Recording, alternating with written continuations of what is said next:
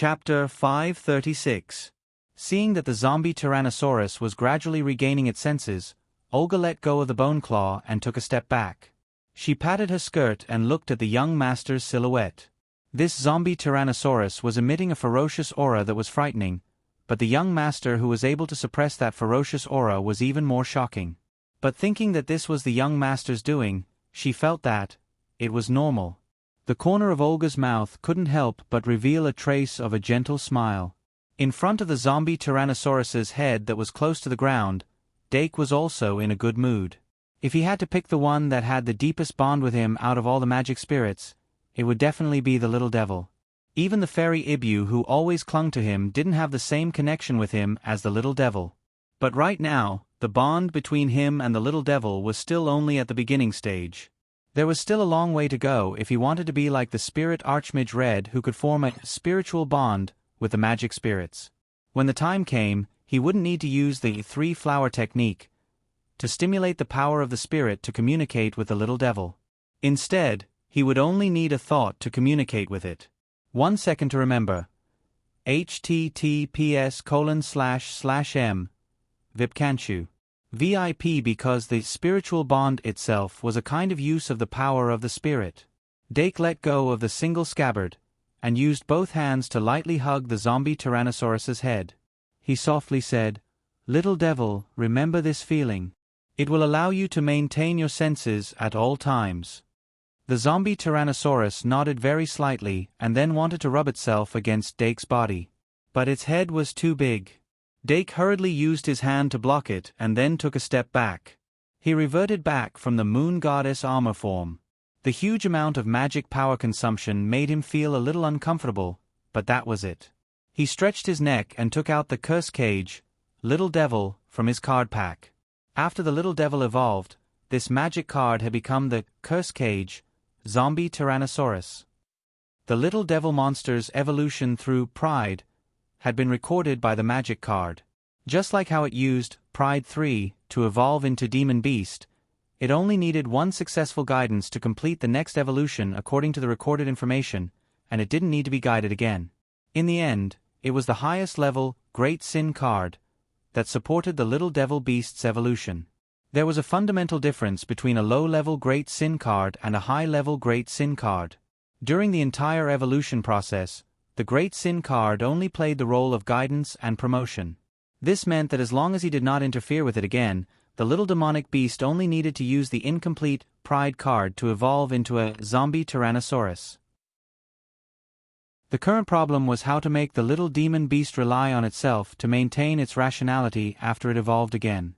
The only thing Dake could think of was repeated practice. His magic fairy had intelligence and the ability to learn. Through repeated practice, it could gradually familiarize itself with the feeling of evolution, and it would no longer be devoured by chaos. Before the zombie Tyrannosaurus degenerated, Dake injected magic into the curse cage, Zombie Tyrannosaurus, and quickly checked its information. Card name, Zombie Tyrannosaurus. Type, Fairy card, level, race, Undying, attribute, Dark/Dragon, magic power, 2800, attack, 3800, defense, 3200, ultimate skills, type 0 cruise missile, Oblivion hunting bird, curse breath, death claw. It was not different from what he expected. The zombie Tyrannosaurus had indeed entered the third tier. Although it was only 7 stars, this should not have much to do with the Pride card. If he could find out where the problem was and create a complete Pride card, it should be able to evolve the Little Devil monster into a more powerful complete form. Little Devil monster, Demon Beast. Dake pondered as he continued to read. The zombie Tyrannosaurus was an undying species. It had 2 attributes, Dark and Dragon. Its magic power was very low due to the loss of its flesh and blood, and it only had less than 3,000 points. However, its bones were strong enough, and it had a defense of 3,200 points, which was not weak among the 7 stars magic fairies. However, its most prominent point was its violent attack power. For the zombie Tyrannosaurus, that only had its battle instincts left, its basic attack power was 300 points higher than the 7 stars. This was the best affirmation of its battle ability. As for its sure kill technique, it focused on destruction. The most iconic ultimate skill was naturally the organic missile that was shot out from its spine. Type 0 Cruise Missile. Type 0 Cruise Missile. An organic missile that was born from the flesh and blood of the zombie Tyrannosaurus. It can cause additional damage to organisms. Its second ultimate skill was the enhanced version of Type 0 Cruise Missile. Oblivion Hunting Bird. Oblivion Hunting Bird. An organic missile that was born from the flesh and blood of the zombie Tyrannosaurus. After enhancement, it has the ability to track. Its power and range are significantly increased, and it can cause additional damage to organisms. Basically, the zombie Tyrannosaurus could only shoot out 2 missiles after its evolution. One was Type 0 Cruise Missile, and the other was Oblivion Hunting Bird. These 2 ultimate skills were of the dark type. They could eat away at life and cause additional damage to organisms. The last ultimate skill, Cursed Breath, was the dragon's breath of the zombie Tyrannosaurus. Cursed Breath. The zombie Tyrannosaurus spits out a black breath with corrosive effects. Anyone who touches it will become weak. It had the dragon attribute, and it had the curse of weakness. The good thing about it was that it had a relatively short cooldown. The last ultimate skill, Death's Claw, was a typical enhanced ultimate skill. Death's Claw. The zombie Tyrannosaurus manipulates the power of death to wrap around its claws, increasing its attack power by 1,000 points for a short period of time, with additional corrosive damage. Any ultimate skill that could increase one's size was very useful to the magic guide elf. Not to mention that the Death's Claw increased its attack power by 1,000 points. Compared to this ridiculous increase, its negligible corrosive damage was not worth mentioning. Dake nodded slightly. All in all, he was quite satisfied with the zombie Tyrannosaurus S4 ultimate skills. Death's Claw could increase its physical attack power. Cursed Breath was an ultimate skill with a short cooldown. Although it was not particularly strong, it could increase the attack range and range. As for Type 0 Cruise Missile and Oblivion Hunting Bird, they were the real deal. Its power was definitely not inferior to the nine-tailed fox S. Tengu. Although Dake wanted to test out the Type 0 Cruise Missile and Oblivion Hunting Bird's power, he had already cut off the zombie Tyrannosaurus' spine, so he could only leave it for later.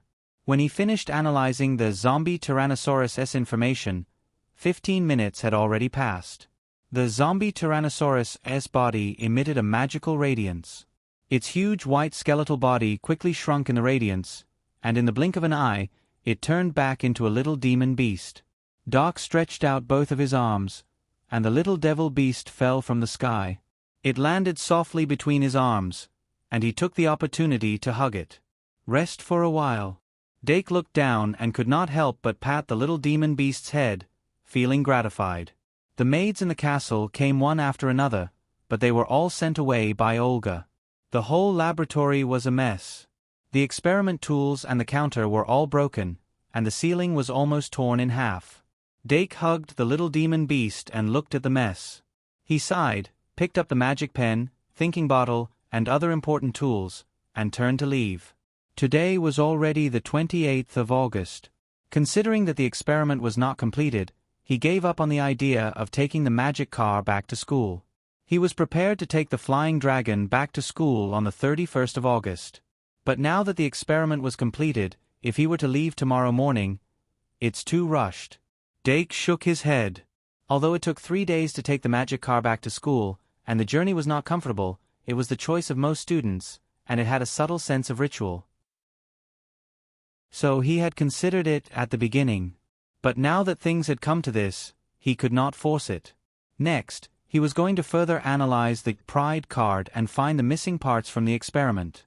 He was going to make up for it in the future. Once he successfully developed the first complete Pride, it meant that his research on the great sins would enter a new stage. He was looking forward to it. But he could not rush it. And just as he was walking out of the laboratory with the little demon beast, Olga came from behind, and a faint fragrance quickly approached. Dake stopped. Olga whispered, "Young Master, Miss Joey and young Master John are having an admission banquet tonight. Are you going?" "Joey and John?" Dake was slightly startled, and asked doubtfully, "When did they send the invitation?" Olga said, "Last night. It should be after confirming that young Master is not going to have an admission banquet." Dake understood. The reason why Olga did not inform him last night was naturally because he was focused on the experiment and could not be distracted. "Are they going to take the magic car back to school tomorrow morning?" Dake asked. Olga nodded. "Should be." Dake said, "That's a pity, we could have gone with them." Olga could not help but chuckle. Although the young master was deeply regretful, this was very likely to be a blessing in the eyes of Joey and John. Dake waved his hand and said, "Since they sent the invitation, it's not good to not go. Get ready." Olga immediately said, "Yes, young master." John and Joey were only a year younger than Dake, and at the end of July, they had already received the Shang Malian Academy's admission invitation. Apart from the different hairstyles, the twin siblings had almost the same facial features and body shape. Perhaps in a few years, when they grew up, there would be a clear difference in body shape. But at least for now, it was difficult to tell. Doc had once taken them for a swim in the waterfall pool in the backyard, playing with those cute and rare water beasts. It could be said that he had left behind a relatively good childhood memory. But since then, the two sides had gradually drifted apart. Now that John and Joey were about to become first-year students in the Shang Malian Academy, they would spend a lot of time together in the future. Hopefully they could get along well. But when Dake took another step, Olga said, "Young master, there's one more thing." Dake could not help but pause and ask, "What is it?" Olga said, "The two princesses, Anna and Enchi, will also hold a banquet in the palace." Dake frowned. When compared to John and Joey's family banquet, Anna and Enchi's banquet was bound to be more complicated and restrained. He did not like to go to that kind of occasion. If he could cancel it. "It's tomorrow night," Olga said. Dake quickly said, "Then it seems that leaving in the magic car tomorrow morning might be a very good choice." Olga could not help but laugh, and said, "It's not easy to turn down an invitation from the royal family. Since the young master's experiment has been completed, there's no reason to turn it down." Dake said, "I know. But I didn't think that I would have to go to the banquet in the last 2 days." Olga said, "After all, it's an admission banquet and also a farewell banquet. No matter when John, Joey, Anna, and Enchi's admission banquet would be held, Dake would at most go through the motions. He still had some time to conduct at least one more experiment before he left tonight. Although the pride in his hand was not complete, it still allowed the little evil magical beasts to evolve into new forms. So theoretically speaking, it should also be effective on the two fantasy beasts. Even if it could not allow Fantasy Beast, EV, and Fantasy Beast, Polymorph, to evolve into new forms, it could at least increase the stars of the two fantasy beasts. For example, it could increase the Polymorph to 6 or 7 stars, or let EV evolve into a 6 or 7 star, Sun EV. The only problem was that it was not certain if it could be upgraded to the 3rd tier. Apart from these two fantasy beasts, the most likely target for Pride was the Diru beast. Unlike the little evil magical beast, which had a deep-rooted dark attribute, the Diru beast had a pure light attribute, which was perfectly compatible with Pride's attribute. Since Pride could allow the little evil magical beast to evolve into a new form, there was no reason that it could not allow the Diru beast to evolve into a new form. And this was what Dake was looking forward to the most. Even if it was very difficult, he still hoped that the Diru beast could evolve into a fairy beast. Apart from this, the lion beast, which was also the incarnation of Pride, could also evolve into a new form or increase its star level. Moreover, if Pride was injected into the original dragon egg, it could also give birth to a new, blue eyes white dragon. 2 in 1 4000 plus. Chapter 537. Let's start with the polymorph monster. After the cooldown of Pride was over, Dake summoned the illusionary beast, polymorph monster, to his side. The polymorph monster was very inclusive, and any great sin card above level 1 could increase its star level. Using the polymorph monster, He could directly see the amount of energy in a great sin card. Hurry, hurry. After the polymorph monster was summoned, it immediately stretched its body and made itself as thin as a bamboo pole. Then, it started to sway excitedly. Clearly, the little fiend that had returned to the classroom had already bragged about how it had obtained a new evolved form. As for the dangers of the evolution process, with its personality, of course, it didn't mention a word about it. The magic guide fairies probably only knew that the little fiend had used pride to evolve into a 7-star magic guide fairy. Hurry, hurry, hurry. Doc grabbed the polymorph's face and pulled it out. He laughed and said, "Why are you looking forward to it so much? It's not like you can evolve." The polymorph monster, Dake laughed and activated pride in his hand. A dark golden light beam shot out from the card and shone on the body of the multiform monster. The polymorph monster bathed in the light of pride and seemed to be enjoying it. Obviously, it was different from the little fiend. It didn't care about pride's light and darkness attributes at all. The pride insignia on its abdomen became deeper and deeper, and the energy level in its body was increasing at a speed visible to the naked eye. It started to increase from 1 star. In the blink of an eye, the polymorph monster had crossed the threshold between the first and second steps. It continued to increase until it touched the barrier between the second and third steps. Then, the edges of its body started to wriggle. Without a doubt, it was working hard to break through to the second step. Dake couldn't help but focus his attention on it. However, the polymorph monster was still a step away from breaking through to the second step. After a series of intense tremors, it suddenly collapsed and could no longer break through that layer of hard membrane. It failed. Dake frowned slightly. Fantasy beast, ever-changing monster, stopped after it reached 6 stars. The mana, attack, and defense of the ever-changing monster all dropped to 600 points. Although it was a slight increase compared to the 400 points when he was a 4-star, there was no fundamental change. If it couldn't break through to 7 stars, the polymorph monster wouldn't be able to transform into a 3rd-tier magic elf. This was a huge leap, but it ended in a premature death. Dake shook his head, but he was not discouraged. Hurry, hurry.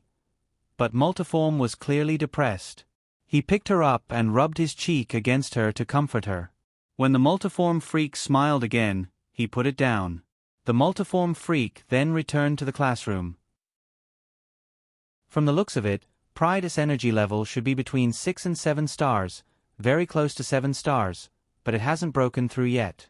The reason why the little evil monster could evolve into a zombie Tyrannosaurus might be because of the war between the light and the dark. The intense conflict led to an even stronger explosion of energy, causing the little demon beast to break through its limits. Dake wrote down the experiment results and analysis one by one. He then closed the notebook and put it in his small bag. Next, he would be the representative of the Duke's mansion and attend Joey and John's admission banquet with Olga. Joey and John's admission banquet was also a family banquet. They only invited their family members and some relatives and friends, which was very much in line with the Dimming family's policy of keeping a low profile. Dake got on the Dragonhorn carriage and arrived at the twins' house in 10 minutes. Although it wasn't as grand as the Duke's mansion, Joey and John's house was still very luxurious. The Dragonhorn carriage drove directly into the mansion and stopped in front of the stairs. Dake got off the carriage and brought Olga into the mansion. He had been here when he was very young, but of course, he didn't remember the specific route here. But Olga was surprisingly familiar with it. She dismissed the maid who came to welcome them and took on the responsibility of leading the way. Not long after, Dake arrived at the banquet hall. In the evening, the banquet hall was already full of people. Most of them were people that Dake had seen at the birthday banquet, but there were also a few personal friends of the host here. Dake raised his head slightly and saw a bright banner hanging high up. It was very similar to the banners that filled the streets when there was a top scholar in the college entrance examination in the county. The atmosphere at the banquet hall was also subtly similar. Dake attracted a lot of attention as soon as he entered, but most of the people present were his elders, so they just nodded at him from afar. Dake enjoyed this kind of social interaction very much.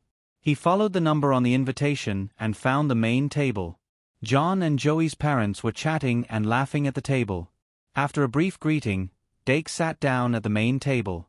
Not long after, the banquet officially began. In the melodious piano music, John and Joey appeared in their best attire. Both siblings had blonde hair and blue eyes. Their facial features were vaguely similar to Dake's. Should it be said that they were Dake's cousins after all?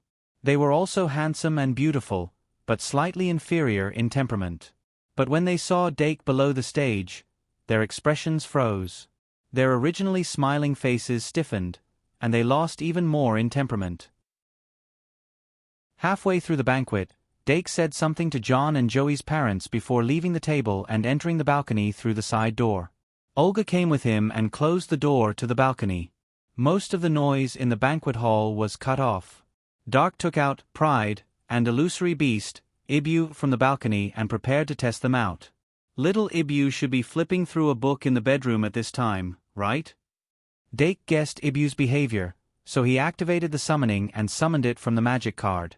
Squeak! Little Ibu spread its limbs and jumped into Dake's arms the moment it appeared. Dake patted its head, then rubbed the fur on its neck and said with a smile, "Although it's night now, I'll have to trouble you to evolve into the sun Ibu." Squeak! Little Ibu nodded vigorously, its face full of interest. Unlike the multiform monster, even if Ibu was only upgraded to 6 stars, it would bring a huge increase in strength.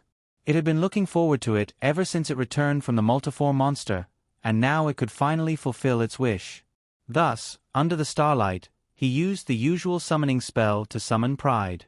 This mansion was very safe, and there wouldn't be anyone who didn't know better at a family banquet.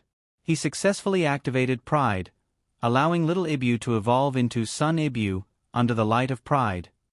A Pokemon like Ibu only had one stage of evolution. It wasn't like other Pokemon that had a second stage of evolution, or even a Mega Super Evolution after that. This was despite the fact that it also had the potential of Extreme Evolution. However, Extreme Evolution wasn't a traditional evolution. It was a special technique that could make a Pokemon's body grow larger, and it probably couldn't be achieved with the Great Sin card. In comparison, Mega Evolution could be achieved with the Great Sin card at the later stages. While Dake was thinking, little Ibu had already completed its evolution. That Illusory Beast, Ivan magic card had already become Illusory Beast, Ivan the Sun. And there were indeed 6 stars on the magic card that represented its level. Card name, Magical Beast, Sun Ibu. Type, Sprite card. Level, Race, Bird Beast. Attribute, Super, Magic Power, 3000. Attack, 2600. Defense, 1300. Ultimate Skills, Magic Mirror, Telekinesis, Future Foresight, Cantrip, Meh. After evolving, the Sun Ivan didn't become too cold and aloof because of Pride. Although it turned its head to the other side, it didn't struggle and escape from Dake's embrace. Only a sentient Magic Guide sprite could adapt to the environment and change. To a Magic Guide sprite that was gradually accustomed to the Great Sin card, it had a certain degree of resistance towards emotional interference. Dake injected magic power into the magic card, and thoroughly understood the 6-star Sun Ibu's information. He couldn't help but smile. Comparing the 6-star magical beast, Sun Ibu, to the 4-star magical beast, Sun Ibu, apart from a substantial increase in the 3 attributes, the most important thing was the increase in ultimate skills. Going from 3 sure kill skills to 4 sure kill skills, this made Illusory Beast, Sun Ibu, a rare gold card. And this additional ultimate skill was the Cantrip. Dake wasn't familiar with ultimate skills like Cantrip. He was more familiar with the 2 ultimate skills that had the same entry, the Cantrip Dimension of the Cantrip Dimension of the Cantrip Dimension of the Cantrip Dimension of the Dream Demon. Cantrip Dimension's effect was to exchange one's attack and defense values. Cantrip Dimension's effect was to distort space, causing faster targets within the dimension to move slower. These 2 ultimate skills were worthy of being called Cantrip, as they possessed mysterious transformations. Thus, when he saw the ultimate skill Cantrip, his expectations were high. As for the Sun Ibu, it didn't disappoint his expectations. Cantrip. Seizing the opponent's gap, using superpower to exchange one's possession with the opponent's. At first glance, this was a sure kill skill that looked ordinary and unremarkable. It seemed to be the same type of ability as Ibu's Desire and Meow Meow's Thief. However, after careful analysis, one would find that it was fundamentally different from killing moves like Desire and Thief. The most crucial point was the definition of possession. The so-called possession could be an item in one's hand, an armor or weapon on one's body, or an equipment that was already equipped. Looking deeper into it, Dake realized that this was an ultimate skill that could force the opponent to possess something.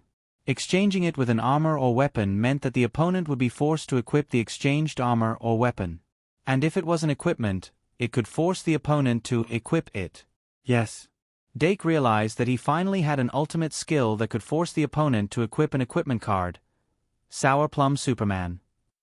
This meant that he could turn the opponent within its effective range into a trash with 100 magic attack and defense in an instant. And there was no way to dodge or defend against it. The equipment of the original equipment card usually required some gestures or starting verbs.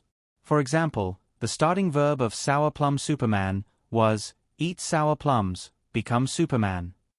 As for Moon Goddess Armed Evolution, it had a longer opening sentence. Lightbringer even had to use Magic King to launch the Badge of Light. The most basic starting phrase of an equipment card was equip, transform. Even if one couldn't shout it out, they had to at least chant the starting verb in their mind to equip it. Therefore, unless it was some kind of equipment with erosive or robbing properties, the target couldn't be forced to equip it. Even if the target was forced to equip it, they could usually remove it immediately. Ivan the Sun's ultimate skill, Cantrip, could break through this point and force the opponent to equip it. The main question now was whether Ivan the Sun needed to transform into Sour Plum Superman before he could use Cantrip to exchange equipment with his target. If he needed to transform, Sour Plum Superman's equipment requirement was that the wearer had to be at least in human form. Secondly, once he was equipped, his ultimate skill would be sealed, making it impossible for him to use Cantrip. Therefore, if Ivan the Sun wanted to use Cantrip to force the target to transform into Sour Plum Superman, he would probably need some special training to adjust the usage of Cantrip. As for whether the opponent could exchange equipment if they didn't have anything in their possession, of course they could. Regarding this point, the information in the magic card clearly stated, and if the opponent had something in their possession, the Cantrip would fail. Dake didn't do too many experiments on the balcony. After exchanging a stone with Ivan the Sun, he returned to the banquet hall. The people in the banquet hall weren't too surprised by the sudden appearance of a magic elf on his shoulder. When he sat down at the main table, Chown and Joey were forcefully brought in front of Dake by their parents. They kindly asked Dake to take care of them in the academy. As parents, they were always worried about their children going on a long journey. Although being accepted by the Shang-Malian Academy was something to be proud of, the long 9 months of separation would make them extremely worried. It was likely that there would be 2 more figures in the Shang-Malian Academy in the capital. Dake gently agreed to their request. He then held Chown and Joey's hands and said, "Don't worry, I will take good care of them." Chown and Joey's parents were overjoyed. When he returned to the Duke's mansion, it was already 9:30 at night. Dake stood at the window of the bedroom and looked at the night scenery for a while. He then took out the Pride, again, and looked between the lion and the Diru beast. The lion and the Diru beast were both second-tier magic elves. This increased their chances of successfully evolving. Dake would also try to let the little demon beast evolve into a demon beast before using Pride on it. However, the result wouldn't be much. When he turned around, he saw the lion and the Diru beast waiting behind him. Whether it was the lion or the Diru beast, they both knew that it was their turn next. Unlike the 2 magic beasts, the lion and the Diru beast had the possibility of evolving into a new form. The Pride, in their hearts, also wanted to be at the front of the team. Apart from the elusive second refinement, only evolution could make them continuously stronger. Who's first? Dake waved the Pride in his hand and asked. The lion and the Diru beast looked at each other. Before the lion made a move, the Diru beast took half a step back with its hands behind its back. Dake immediately understood. Then let the lion go first. The lion shook its mane and revealed a happy expression. The other magic elves brought melon seeds, milk, biscuits, and tomatoes. They all sat around the lion, and were all in high spirits. Under the gaze of its family, the lion felt power rising in its heart. It felt like every cell in its body was jumping. However, when Dake saw the moon god's soul eye, he had already prepared the moon god's soul eye. Once the lion went crazy and evolved, he would immediately take control of it. Amidst the joy, there was a trace of worry. This made Dake very cautious. He waited for the lion to come closer before pressing his hand down. The lion understood and directly sat down on the carpet. Its tall figure lost a bit of its oppressive aura. Dake pointed pride at its forehead and chanted, "In the name of Dake Dimeng, I summon pride." In an instant, a dark golden light flashed. The other magic elves were very experienced and immediately closed their eyes. If it was just the light, closing one's eyes would reduce a lot of the effects. After all, the eyes were the windows to the soul. However, there were some magic elves who didn't close their eyes. For example, the Diru beast had been carefully observing the reaction of the lion. It was clearly preparing for its own evolution. As for the lion, its eyes were even bigger than copper bells. It didn't even blink as it faced the pride's light. Soon, a bright red pride emblem appeared on its forehead. Its eyes reflected a dark golden light. Dark held the lion beast magic card in his palm, feeling its changes all the time. A light appeared on the lion's forehead and quickly spread, turning its entire body into a body of light. Evolution was born from this. Pride's light didn't split into two in its body. Instead, it kept shrinking, as if it had collapsed and shrunk to the core of its brain, forming an extremely deep dark golden ball of light. Then, a trace of extremely uncoordinated red appeared in the dark golden ball of light. As expected, Dake raised his finger and picked up the moon god's soul eye to his fingertip. The moon god's soul eye's main body also understood and put down the melon seeds in its hand. Pride, with a flaw. An insanity factor that couldn't be eradicated. The combination of two uncertain factors made the lion's orientation not wrong, but its fallen form had evolved. The corners of the lion eyes suddenly burst open. Green veins rapidly spread out from the corners of its eyes, causing its originally lion-like face to be filled with animalistic, ferocious, and terrifying. Roar. The lion suddenly lowered its head and let out an extremely suppressed roar. With the experience of going berserk, it probably realized its current mutation at the first moment. The heart of justice, shining in its heart, made its will stronger, and it actually actively resisted the corrosion of the chaotic darkness. However, pride's dark power and madness factor had spread crazily after mixing and had infected its entire body. The lion fiercely opened its arms, and its originally extremely thick arms seemed to have exploded, becoming thicker and harder. Black and red light wrapped around its entire body. Its back bulged, and its mane grew rapidly, curling and elongating backward.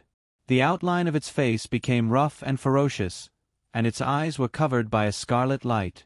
Dake inhaled slightly and stared at it.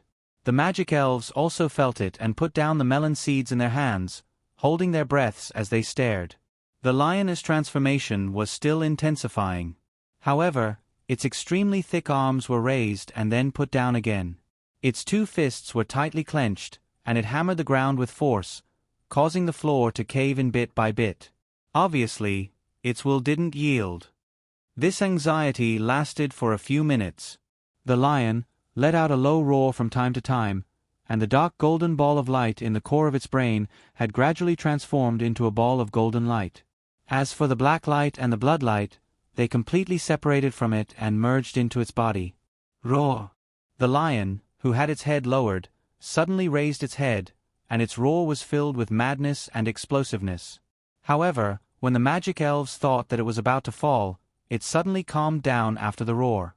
Dake, who who had already prepared to chant an incantation, revealed a gratified smile in the blink of an eye. Well done.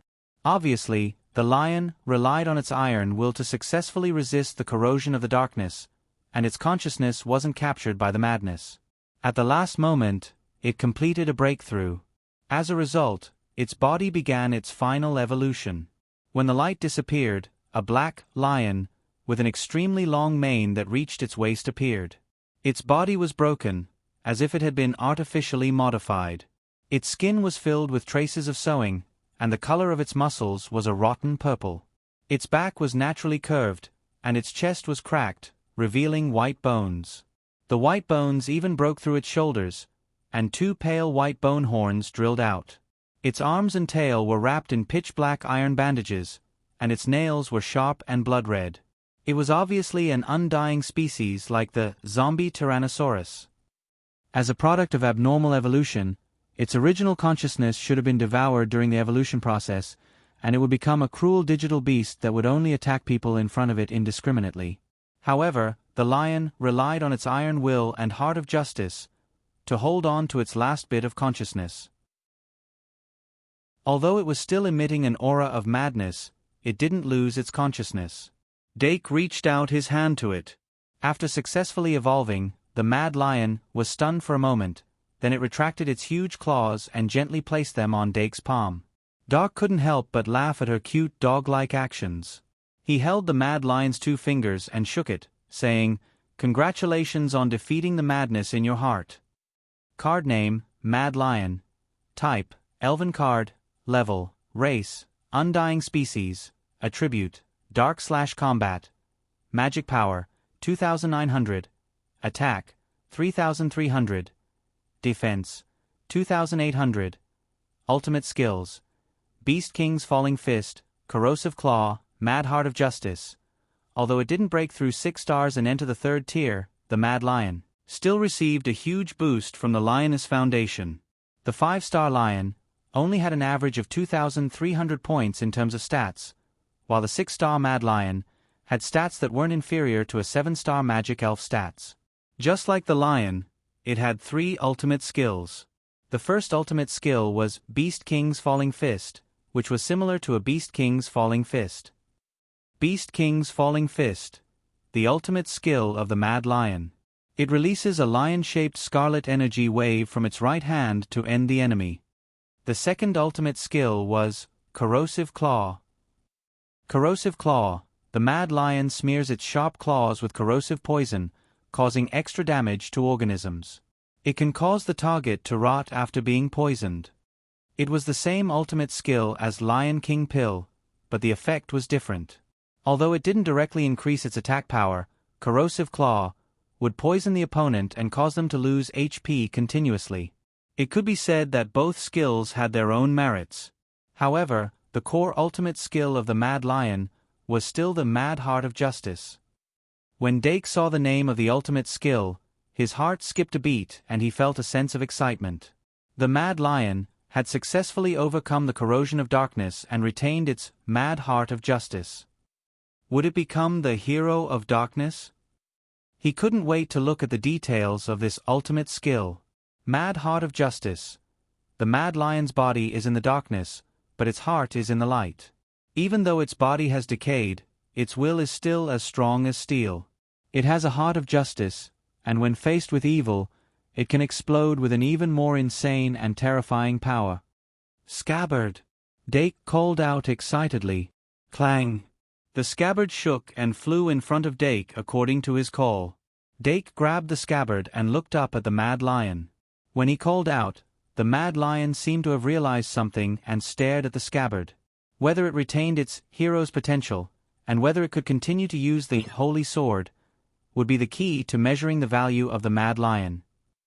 Dake said, "Test the sword." The Mad Lion solemnly reached out and took the scabbard from Dake's hand. The scabbard immediately transformed into a weapon.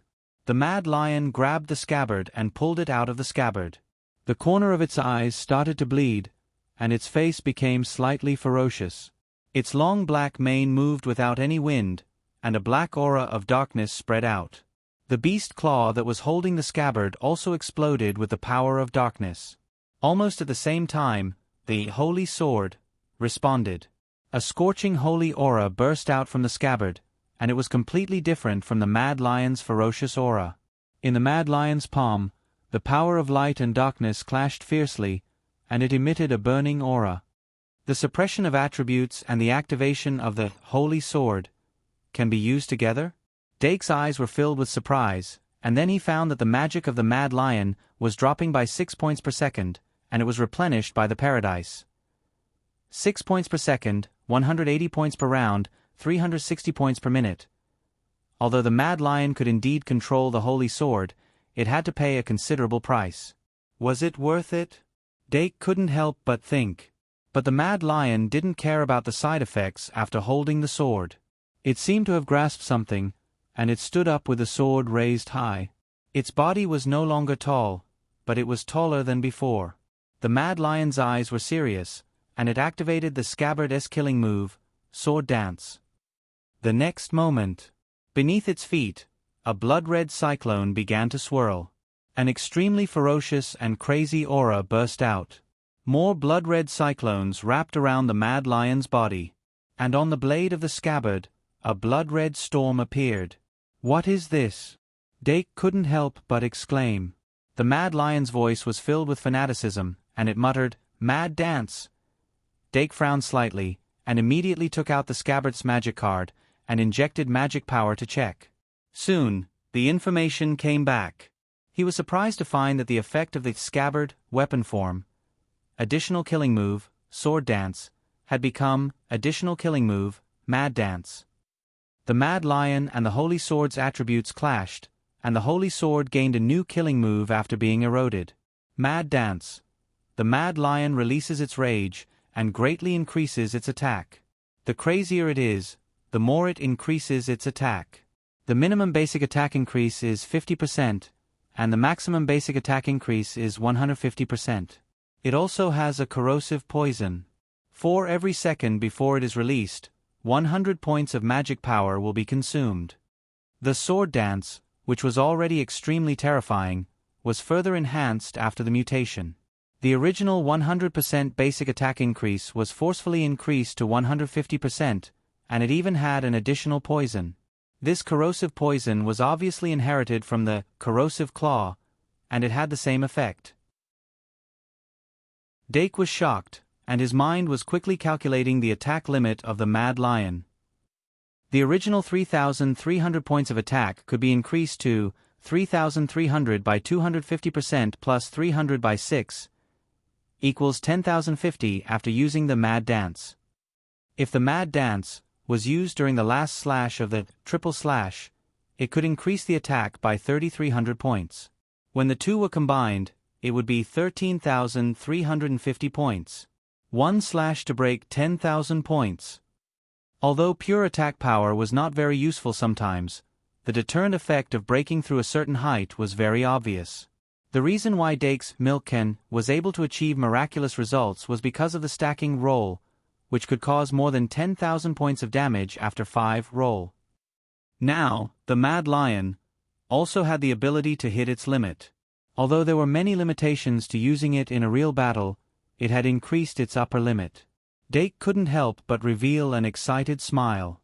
Soon after, he felt a burning gaze on his face. When he turned his head, he saw that the Delu beast was fine. Dake couldn't help but smile. Obviously, after sensing the berserk aura of the Mad Lion beast after activating the Mad Dance, the Diru beast couldn't hold back anymore and wanted to try injecting pride as soon as possible. 15 minutes later, the lion beast returned from its madness, and there was still a trace of madness on its face. "How do you feel?" Dake asked with concern. The lion beast raised its hand and said, "Surprisingly, it's not bad." The more stable and honest a person was, the easier it was for them to hide their emotions in their heart. After evolving into the Mad Lion, it found a way to vent its emotions, and it felt very comfortable. "Remember this feeling." After Dark praised, he turned his head and found the little fiend magical beast in the group of magic elves, and said, "Don't worry. Learn from the lion beast. The little fiendish beast's face immediately fell. The bedroom was filled with joyful laughter. An hour later, the Pride's cool-down was completely finished.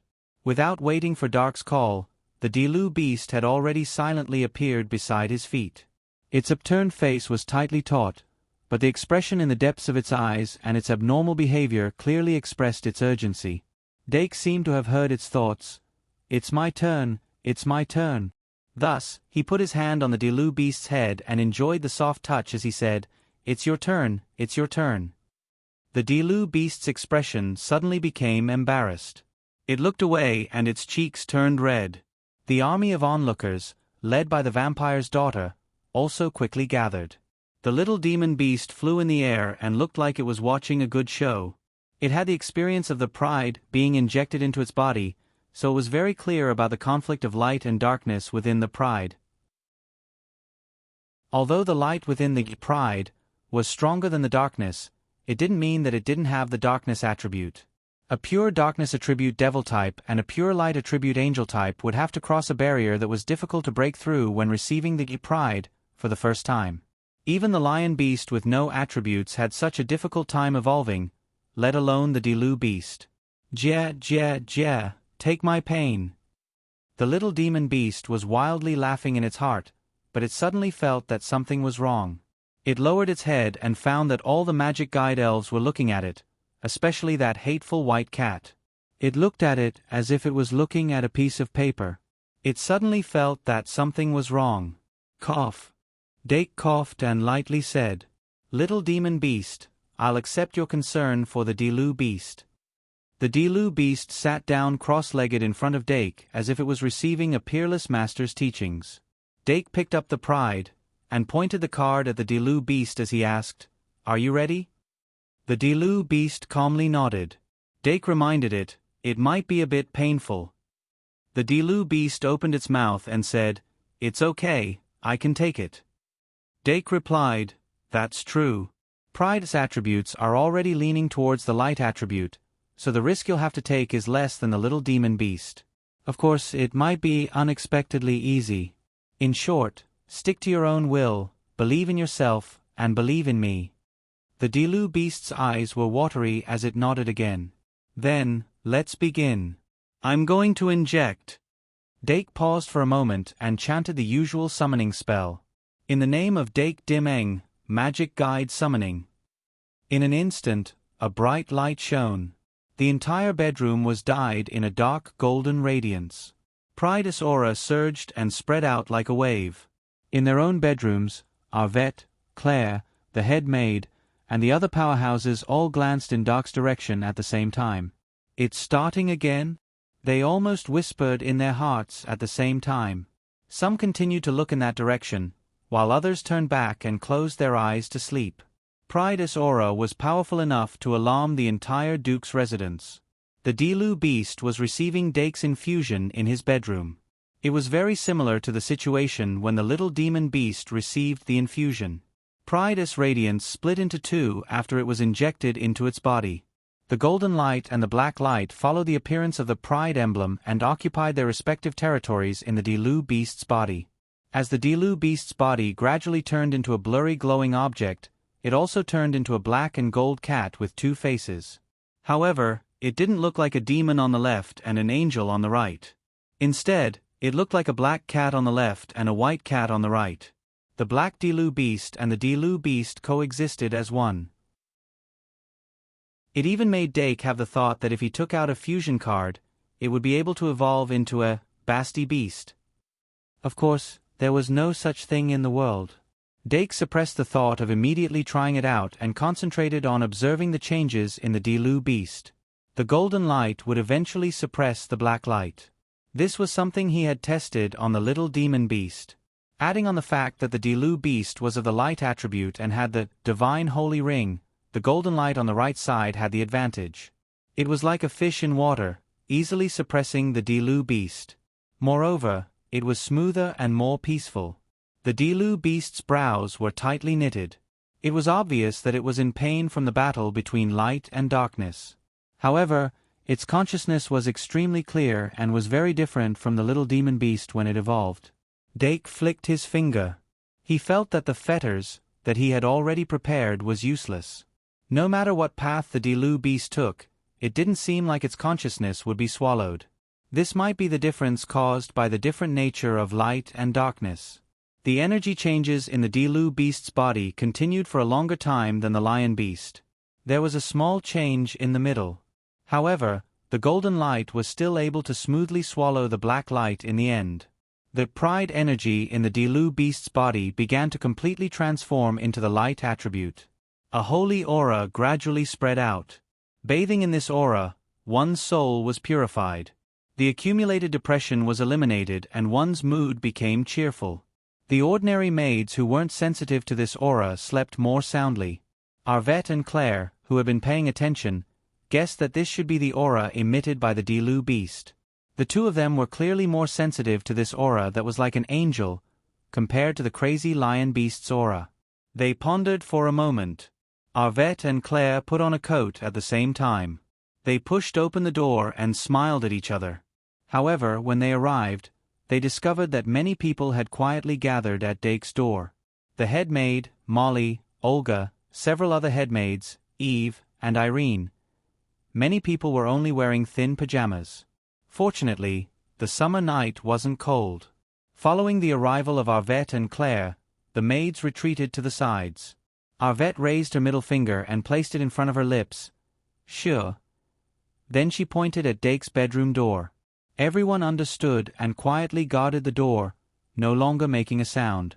Inside the bedroom, the Dilu beast's evolution had finally reached its final stage.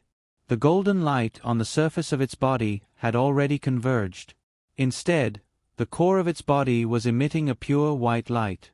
This kind of holy aura was similar to the scabbards, but it was clearly purer. There was also an indescribable aura that made people feel as if they were bathing in the spring breeze, but they didn't dare to profane it. At this moment, Dake clearly realized that the Dilu beast was evolving into an angel. In the Dilu beast's evolution path, there were large amounts of the holy beast and angel. However, the holy beast's posture was very obvious. Its appearance was different from a human's. At this moment, the Dilu beast's appearance had already elongated from a cat's appearance to a slender human body. 3 feather-like protrusions extended from both sides of its head. White light also extended from both sides of its back. Without a doubt, this was the embryonic form of the angel's wings. If everything went smoothly, this white light would turn into a total of 8 wings. An angel-type digital beast with 8 wings was known as an archangel. It was usually a high-level complete form, such as the fairy beast. An angel-type digital beast with only 6 wings was a lower-level angel, such as the angel beast. Dake was very fond of the angel beast and the fairy beast. Therefore, he was looking forward to the Dilu beast's evolution. However, when the Dilu beast's posture became clearer and clearer, Dake suddenly noticed that there were only 6 wings on its back. In a moment of doubt, Dake immediately turned his head to look at the Dilu beast's chest. After discovering that there was a rise and fall, he subconsciously let out a sigh of relief. It was the fairy beast. It wasn't the angel beast. If the Dilu beast evolved into the angel beast, it would be too strange. Thinking like this, he discovered that the Dilu beast's body had completely taken shape. Through the surface of the glowing body, he could completely depict the fairy beast's appearance. Seeing that success was in front of him, Dake was about to open the champagne, but the time of surprise seemed to be a little too long.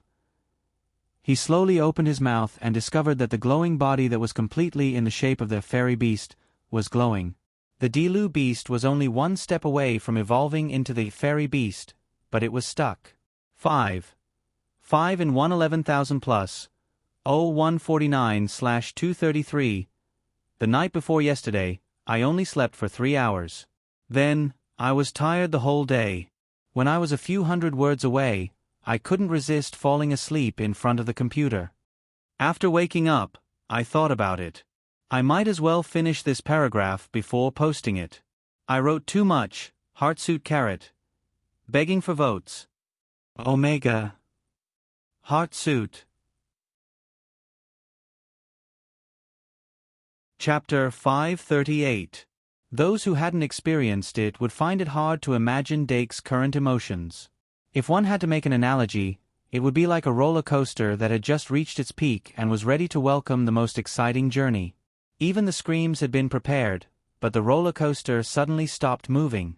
That feeling of not being able to return and not being able to come down was simply too painful. Dake only came back to his senses after a while. Then, he immediately discovered that the glowing Dilu beast had a pained expression. Obviously, the feeling of being stuck at the peak and not being able to shoot out wasn't good. Looking at its gradually frowning brows, Dake also felt anxious and hurriedly pondered. The pride card in his hand was indeed a defective product. Apart from the little devil beast, the other magic guide spirits could only rely on this pride to break through to 6-star. If the Dilu beast wanted to evolve into a fairy beast, it had to break through this critical point. Even if the fairy beast only had 6 angelic wings after evolving, it would definitely be at least 7-star. And now, it was stuck at the final stage of evolution, which also proved Dake's guess. Then, how could he help it complete this final breakthrough? Remember the website, VIP Kanchu. VIP use other Great Sin cards to infuse it, but a relatively low-level Great Sin card could only be used as a guide. It wasn't that easy to go from quantitative change to qualitative change. And what the Dilu beast didn't need the most was this kind of guidance. Then, why was the little devil beast able to break through? The intense conflict between light and darkness ultimately led to a mutation that exceeded the limit?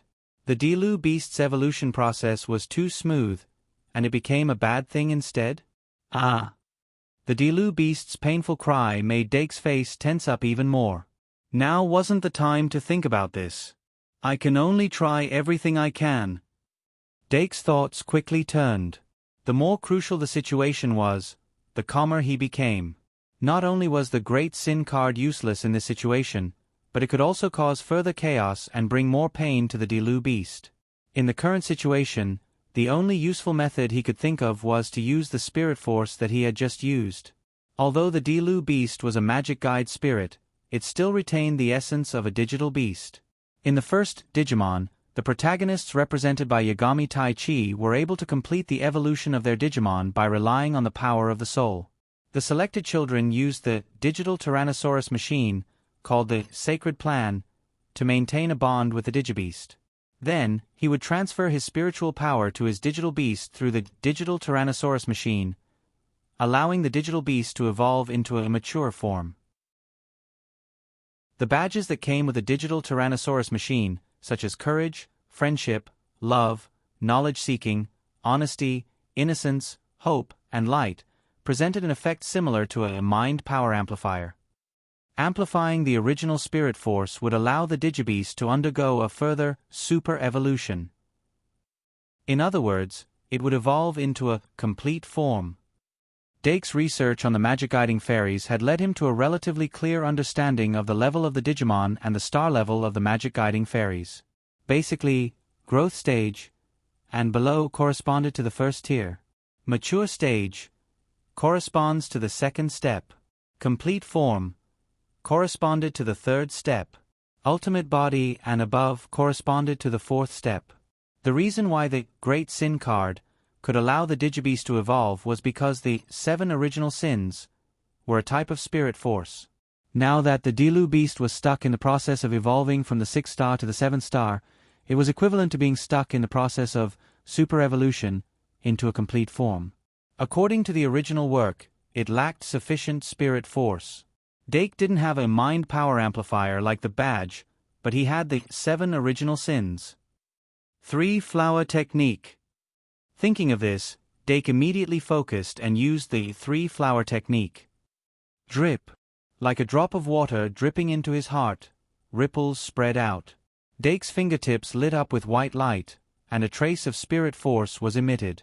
Then, he slowly opened his eyes, and the insignia of the Great Sin flashed in the depths of his eyes. Dilu Beast. Under the gaze of all the magic guiding fairies, Dake extended his hand towards the Dilu Beast. The Dilu Beast's consciousness was very clear, so it was very clear about the pain of being unable to split open. Its will wasn't weak. Those with the hero's aptitude all had a strong will.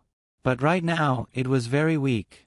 It was like a baby curled up in its mother's amniotic fluid, and it couldn't change anything just by relying on its will.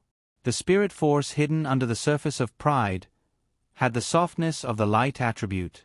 It needed help. When the fingers of both sides touched, light shone brightly. Dake stepped forward and grabbed the Dilu beast's hand, which had become as slender as a young girl's. Pure light aura was transmitted back to him through his spirit force. Dake felt the gentleness of water. He was already very familiar with pride, and with just a thought, pride would appear on the surface. The spirit force that was injected into the Dilu beast's body had an additional element of pride, and it was inclined towards light. Along with the circulation of his spirit force, Doc could clearly sense that there was a thin and long thread building a bridge between the two of them. The true affection that was born from being together for a long time, and the true affection that didn't change even after eliminating the feelings, slowly flowed into the Dilu beast's heart. Dake seemed to have come into contact with the most delicate part of the Dilu beast's heart, and he could also feel the Dilu beast's longing for him. That feeling grew stronger and stronger as time passed. At this moment, it had already brewed a clear lake in its heart. It was so warm, so attractive. When he was connecting with the little devil beast's consciousness was mostly muddled and unclear. Now that he was connecting with the Dilu beast's consciousness was incomparably clear, and it could feel it even more deeply. Dake was addicted to that warmth, and the power that was born from his heart became even purer and larger. The Dilu beast, under the infusion of this power, finally welcomed a breakthrough. The light in its body completed the process of erupting and converging in an instant. The body that was like a gathering of light finally materialized. It suddenly opened its 6 wings, and a white feather floated down. The special aura that belonged to an angel quickly spread like ripples. Yvette and the others who were guarding outside Dake's bedroom quietly nodded. Far away in the Holy Church, an elder who was guarding the Holy Church's artifact suddenly opened his eyes. His sharp gaze seemed to pierce through space as he stared in the direction of the Duke's mansion. "Another angel has been born." There was a trace of worry in the old voice that couldn't be ignored. Dake looked at the fairy beast that had landed on the tip of its foot, and his face revealed an undisguised look of joy. Ever since he encountered the moon god's remnant soul that had turned into a fairy beast in the secret passage, he had always hoped that he could have a fairy beast.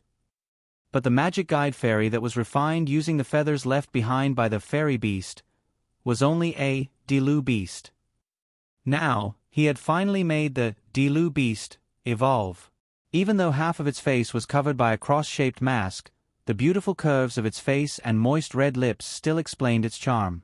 One couldn't help but wonder what kind of beautiful face was hidden under the mask. The fairy beast's posture was very emotional.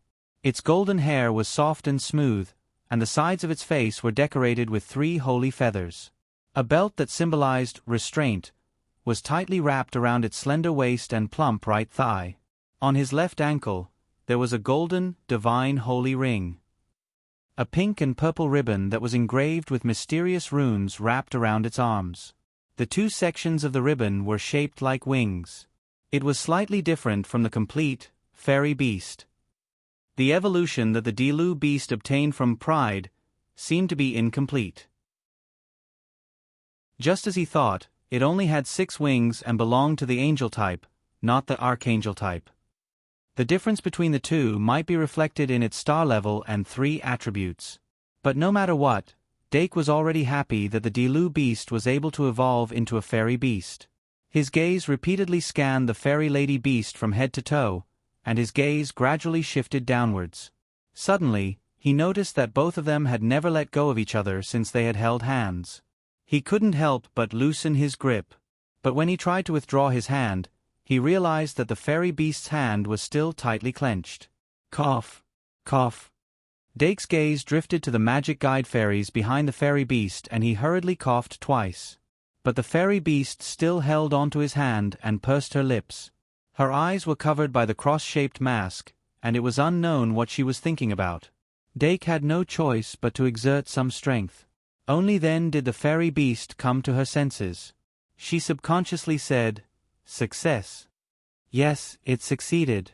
Dake revealed a smile and quietly withdrew his hand. This time, apart from the surprise on the surface, there was also an extraordinary meaning behind the successful evolution of the Dilu beast into a fairy beast. In particular, the fact that he relied on spiritual force to push it past the final threshold was almost revolutionary for Dake's research. This meant that as he became more proficient in the control of spiritual force, his research on the 7 deadly sins would become more profound. He might not need the Great Sin card to evolve the digitized beasts in the Magic Guide Fairies. The current spiritual force was only an addition, but it might gradually replace the Great Sin card in the future. Using the Great Sin card to evolve the Magic Guide Fairies had too many limitations. If he could get rid of the restrictions of the Great Sin card and rely solely on spiritual force to evolve the Magic Guide Fairies, Dake's tactical system would surely improve tremendously. But he still couldn't bite off more than he could chew. The research and development of the Great Sin card was a process of in-depth research on the Great Sin card, and it was irreplaceable. Dake focused and temporarily put aside his excessive thoughts. He congratulated the Dilu beast on its successful evolution with the Magic Guide Fairies. At the door of the bedroom, Arvet and the others also quietly dispersed and did not knock on the door to enter. The evolved fairy beast exuded a gentle aura that made people want to get close to it. Although pride made its face cold, the Magic Guide Fairies were already immune to it. At this moment, they all approached it. Even the little demon beast unwillingly congratulated it. Dake also sat down and picked up the Magic Guide card that had turned into the fairy beast to take a closer look. Card name, Fairy Beast. Type, Fairy card. Level, Race, Angel. Attribute, Light. Magic Power, 3,500. Attack, 3,600. Defense, 2,000. Ultimate Skills, Holy Ring, Holy Arrow, Heaven Purple Light, Holy Bubble. After changing from Bird Beast to Angel Beast, the 3 attributes of the Fairy Beast had a more comprehensive improvement, but the weakness of its defense was still there. However, compared to the breakthrough in its magic power and attack power, this flaw was insignificant. In particular, its ultimate skill was still maxed out on all 4 attributes. This made Dake's only worry disappear without a trace.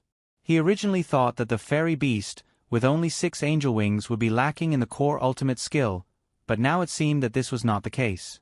Heavenly Lady Beast was still a genuine gold card. Maybe it's because pride wasn't the only thing that caused it to evolve. The power of the soul made up for its shortcomings, allowing it to evolve smoothly. If I can cultivate the complete pride, I won't need the help of the power of the soul. Perhaps there will be a further improvement in its star level and 3 attributes. After careful analysis, Dake injected more magic power into the Magic Guide card to take a closer look at the details of the ultimate skill. First, the Holy Ring. Holy Ring. Passive skill. The Holy Ring of the Fairy Beast is the proof of its holy element. It also makes its power stronger. Magic power plus 500, attack plus 500, defense plus 500. The retention of the Holy Ring was no doubt a huge surprise. The practicality of increasing magic attack and defense by 500 points had been proven countless times on the Diru beast. This meant that the basic attributes of the fairy beast in its normal state would be magic power, 4,000, attack, 4,100, defense, 2,500. With such terrifying basic attributes, it would not be an exaggeration to say that it was an 8-star Magic Guide Fairy. It was a pity that the claws of the ultimate digital beast, the Golden Sword Lion, which the Diru beast always wore, were not retained. This greatly reduced its melee damage. On the other hand, the Holy Arrow was the ultimate skill that the Holy Arrow had acquired. Holy Arrow. The fairy beast can summon a holy bow and arrow formed by the gathering of light. In the name of heavenly execution, it will shoot an electric arrow to punish sins with thunder. It has a paralyzing effect and an additional 500 attack. A weapon that could increase attack by 500 points was not rare among the Magic Guide cards, but as an additional effect of a powerful ultimate skill, it was extremely powerful. It was a pity that the additional attack of the weapon could not be stacked. When the Holy Sword was used by the Holy Sword, it would not increase attack by 500 points. However, when it came to the Holy Sword, Dake did not doubt the fairy beast's brave quality at all. It was a pity that the Holy Sword was so compatible with the Holy Sword that it could not produce a unique combo skill like the Crazy Dance. However, a man who was never content was like a snake trying to swallow an elephant. Dake was very satisfied. Heaven's purple light. The fairy beast will not tolerate injustice and evil. When she releases a beautiful and gentle purple light beam with the purpose of condemning sins, the more evil the opponent is, the more damage they will receive. The damage to demons will be increased by 100%, the damage to dark attribute will be increased by 50%, and the damage to evil attribute will be increased by 20%. Under the illumination of the heaven's purple light, no evil could survive. Dake looked at the additional effect that was extremely similar to the Holy Sword, and no longer doubted the fairy beast's brave quality. It was just like a living Holy Sword. There's one more ultimate skill left. Dake continued to look at it with excitement in his heart. Holy Bubble. The fairy beast gathers the power of all her companions and injects it into the holy bow to shoot a holy arrow that can purify all sins. The description was extremely simple, but there was an extremely terrifying meaning hidden in it. This is undoubtedly a psychic skill. After experiencing the magical beast, Stag's Light of the Soul, Dake finally obtained his own psychic skill. His eyes widened subconsciously. He was excited about this psychic skill that was obviously exclusive to the main character and usually appeared at the end of works. It was used to kill a boss in a desperate situation. However, after calming down, he realized that this psychic skill's power was actually extremely unstable. The fairy beast gathers the power of all her companions. Then what is the definition of companions? How much power can each of them provide? Is there a limit to the power that can be shot at the end? He had to look deeper to find out all of this. From the looks of it, since I'm connected to the fairy beast, I'm definitely one of her companions. As for the other companions, perhaps it's the magic elves? Dake could not help but raise his head and look at the happy magic elves again. Then, he began to recall the anime that he had seen before. In the first Digimon, the 8 children and their digibeasts can be defined as the fairy beast's companions. Each of them has a digital Tyrannosaurus called the Divine Plan. It's a medium that transmits psychic power, and it's also a key item that connects the 8 children together. I don't have a digital Tyrannosaurus, but I seem to have an item that can connect the Diru beast and the other magic elves together. In other words, it's a field card. Or more accurately, it's paradise. Dake suddenly realized. He quickly realized that the potential of this holy bubble was unimaginable. As paradise continued to level up, its final power would continue to increase. This could no longer be called a trump card. It was undoubtedly an ultimate skill. It was late. Dake did not attempt anything related to the fairy beast's psychic skill after this. The magic elves' excitement also calmed down as the fairy beast degenerated. However, the magic elves who did not obtain any new power had planted a seed of desire for power in their hearts. The young blue-eyed dragon, which was also the incarnation of pride, finally came over and used its tongue-lick psychic skill on Dake. It obviously wanted Dake to continue while it was hot and let it enjoy the infusion of pride. Tomorrow morning. Dake touched its cute big head and said affectionately, "Awo." The young blue-eyed dragon's big eyes narrowed into a line. Dake had thoughts about hatching the original dragon egg. However, after so many experiments, he was very clear that the energy level of pride was still insufficient. Otherwise, if he used a complete pride, it was very possible to hatch a new magic elven from the original dragon egg, Sin. Blue-eyed white dragon. As for the blue-eyed white dragon, it would most likely require a higher quality of pure magic power. However, in the current situation, the best result would probably be to hatch a 7-star sky dragon species. Moreover, there was a high probability that it would not be possible. When he experimented tomorrow morning, the young blue-eyed dragon might be disappointed. However, in this world, it was impossible to always be as one wished. Dake closed his eyes and slowly fell asleep. The night was quiet. The appearance of the fairy beast caused some unknown commotion, but the entire kingdom was still peaceful. The saint who was extremely concerned about the birth of the angel was also busy implementing the holy judgment, and could not do anything else. Moreover, the place where the angel appeared was the Duke's mansion. Chief Archbishop Caleb Norris even immediately guessed that it was most likely done by Dake Dimming after receiving the notice. He had a deep impression of the Diru beast and the Basti beast. Connecting it to the mysterious ability that Dake had to make the magic elven evolve, he even directly concluded that the Diru beast had evolved into an angel. If their judgment was correct, what they could do was to record the owner of the angel and its basic information, just like what they had always done. A night passed. When the morning light of the 29th of August illuminated the kingdom, the students who were preparing to take the magic car back to school had already left early. In fact, most of the students would take the magic car back to school. The Shang Malian Academy would also send a special magic car to pick up the students. During this period of time, there would be a lot less trips to the public. After breakfast, Dake brought the magic elves to the training field in the backyard. The young blue-eyed dragon's body was already huge. If pride was used to hatch an adult dragon, then the mansion would definitely not be able to fit it. In order to not cause any more damage to the mansion, it was more appropriate to conduct the experiment outside. Young blue-eyed dragon, dragon egg transformation.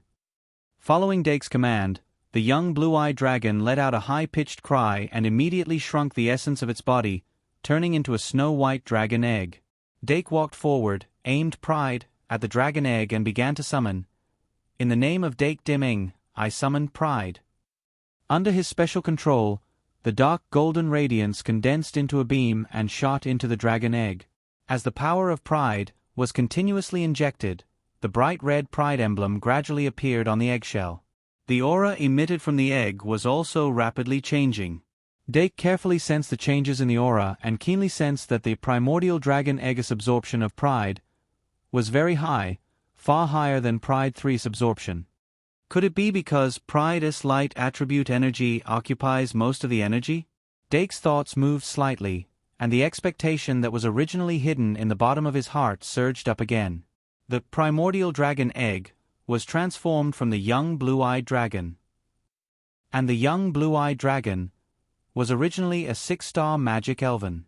In other words, the primordial dragon egg itself contained a large amount of essence that was enough to hatch a 6-star magic elven. In other words, its foundation was at 6-star. This was closer to 7-star than the 5-star lion beast and the 4-star Diru beast. Perhaps this defective pride could also allow it to break through to the third step? Thinking of this, Dake's gaze became more and more focused. The primordial dragon egg's absorption of Pride's energy was extremely fast. There was no stalemate at all like the previous few times. After it finished absorbing Pride's energy, it immediately showed signs of hatching. Crack. A crisp sound suddenly sounded. The first extremely obvious crack appeared on the dragon egg's eggshell, and a trace of natural pressure that belonged to the dragon species leaked out. Everyone who was already familiar with the aura of the young blue-eyed dragon immediately realized that the quality of this pressure was higher than the young blue-eyed dragon's. Pride had indeed undergone a qualitative change compared to Pride 3. Even if it was not complete. Crack, crack, crack, crack. The sound of the eggshell cracking became more and more intense, and a glaring white light shot out from the cracks. It was as if a dragon's roar could be heard from afar. The newborn dragon species in the dragon egg had finally broken out of its shell. From the top of the cracked eggshell, it was a white dragon with green eyes that had obviously taken on an adult form. Roar. After the white dragon broke out of its shell, it suddenly spread its dragon wings and sped towards the sky. Like a white light shining in the sky, it disappeared above the clouds in the blink of an eye. Then the wind whistled. White lightning struck down quickly. The white dragon that was covered with green veins returned once again. It suddenly retracted its wings when it was about to land, and the strong wind that blew up made the sand confused. The insufferably arrogant pressure suddenly covered the sky and earth. The magic elves widened their eyes, but they were not frightened by this pressure. Although it had become bigger and more powerful, this white dragon's eyes were still pure. This was a pure white dragon of the light attribute. Dake couldn't help but look up. When this white dragon first broke out of its shell, he thought it was the legendary, blue-eyed white dragon. However, at this time, when he observed it again, he found many differences from the blue-eyed white dragon. Among them, the most obvious was that the scales of this white dragon were covered with green veins. Obviously, this should be a subspecies of blue-eyed white dragon.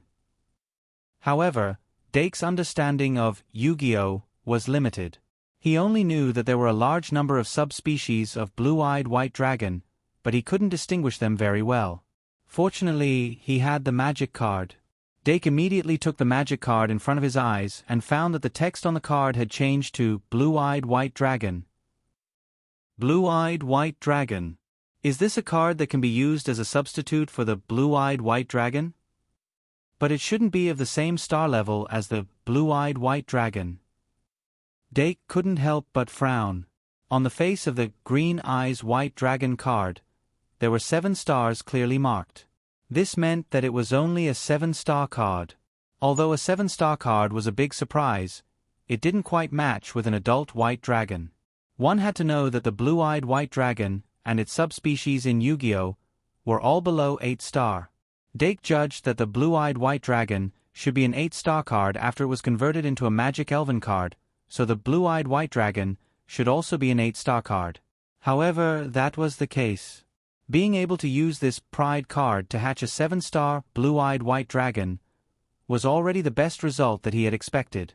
He immediately smiled and opened his arms to the blue-eyed white dragon to welcome its arrival. Card name, Blue-Eyed White Dragon. Type, Elven card. Level, Race, Dragon. Attribute, Light/Dragon. Magic, 3000. Attack, 3500. Defense, 3000. Ultimate skills, Dragon Egg Transformation, Green Eye Incarnation, Destructive White Light Spray, Light Spirit Hall. The 7-star, Cyan Eyes White Dragon had very standard stats for its 3 measurements. As for its ultimate skills, they overlapped with the Blue-Eyed Baby Dragon. Other than the Dragon Egg Transformation and Light Spirit Hall, the Blue-Eyed White Dragon had 2 new ultimate skills. Dake's eyes flickered as he skipped over the Green Eye Incarnation and looked at the Destructive White Light Spray. As the name of the skill that the Blue-Eyed White Dragon called out in Yu-Gi-Oh!, Destructive White Light Spray, was very famous. Dake vaguely remembered that there was a magic card called Destructive Gale Bullet in the Blue-Eyed White Dragon deck. It was the ultimate skill of the Blue-Eyed White Dragon. As for whether or not these 2 skills were the same, he wasn't sure. In any case, with this ultimate skill, the Blue-Eyed White Dragon finally had a powerful magic attack type ultimate skill. Destructive White Light Spray. The white light beam that the Blue-Eyed White Dragon shoots out has the power of destruction. After being hit, the damage received cannot be recovered. The power is equivalent to a full power attack. Mana consumption is 100 points. Charging time is 3 seconds. No cooldown. It's really a normal attack? Looks like the Destructive White Light Spray and the Destructive Gale Bullet are not the same ultimate skills here. Dake quickly thought about it. From the looks of it, the Destructive White Light Spray isn't a powerful ultimate skill. However, it consumes very little mana and has no cooldown. It can be used once every 3 seconds, which is equivalent to converting the physical attack of the Blue-Eyed White Dragon into a magic attack. Furthermore, it has an extremely long shooting range and an almost unavoidable speed. That doesn't sound bad. There were all kinds of ultimate skills. Only by using the right ultimate skill at the right time could the effects of each ultimate skill be fully unleashed. The Destructive White Light Spray was actually a very useful ultimate skill. Dake turned to look at the final ultimate skill of the blue-eyed white dragon, blue-eyed avatar. Blue-eyed avatar. The blue-eyed white dragon can transform into a blue-eyed white dragon at a critical moment. It will obtain the same star level, race, stats, magic, attack, and defense. Duration is 30 seconds. A transformation skill that lasts for 1 round. Dake's eyes lit up. This ultimate skill had a lot of limitations. The 30 seconds duration was the biggest drawback. However, if it could even replicate the star level, it meant that it could be used as a sacrifice for the blue-eyed white dragon or something else. In the 30 seconds duration of the blue-eyed avatar, it could be used as a blue-eyed white dragon. It was a pity that it couldn't replicate the ultimate skill. However, through the blue-eyed avatar, it would be possible to know the true form and stats of the blue-eyed white dragon. Dake looked up again and saw the blue-eyed white dragon looking down with its half-closed eyes. It seemed that after reaching adulthood, it finally understood that it was the embodiment of pride. There was a hint of arrogance in its eyes that was unique to dragons. Dake didn't ask it to lower its head. Instead, he pointed at the empty space in the arena and said gently, "Blue-eyed white dragon, try your ultimate skill. Shoot the white light over there." Roar. The green-eyed demi-white dragon let out an excited cry, then turned to face the empty space and opened its mouth wide. A white light quickly gathered in its mouth, and in the blink of an eye, it turned into a ball of light that emitted a terrifying aura. Destructive white light spray. Roar. In an instant, the destructive white light shot out from the mouth of the blue-eyed white dragon and pierced the ground. After the roar, Dake became even more excited and shouted, "Blue-eyed avatar!" Roar. Another impassioned dragon roar rang out. The blue-eyed white dragon spread its wings and a white light burst out from its chest and covered its entire body. Its body shape suddenly expanded and the green veins on its body faded at a speed that was visible to the naked eye. A pure white dragon species with only green eyes suddenly appeared in the world amidst the white light. Dake raised his right hand again and slashed it down, shouting, "Destructive white light spray!" A white light that was thicker and bigger than before shot out in an instant and blasted an even bigger hole in the ground. Obviously, as the blue-eyed white dragon transformed into a blue-eyed white dragon, its attack had also increased and the power of the destructive white light spray had also increased. Dake was excited and immediately looked at the magic card that had turned into the blue-eyed white dragon. Card name, Blue-eyed White Dragon. Type, Elven card. Level, Race, Dragon. Attribute, Light/Dragon. Magic power, 4,500. Attack, 5,000. Defense, 4,500. Ultimate skill, Dragon Egg Transformation, Blue-eyed Avatar, Destructive White Light Spray, Hall of Light. The series of stars on the card instantly dazzled Dake's eyes. He suddenly whispered, 9-star? Blue-eyed White Dragon is not an 8-star, but a 9-star? Dake couldn't determine whether this was a surprise or a shock.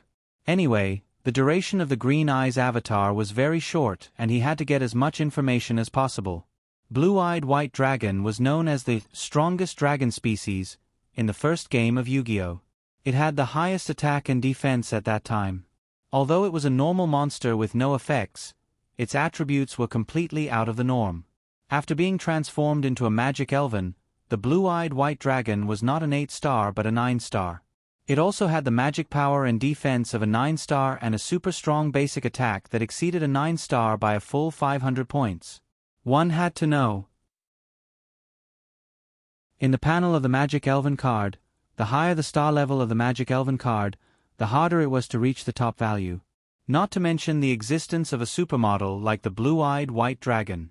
Without a doubt, it was the strongest dragon species in the 3rd tier, if not for its ultimate skill.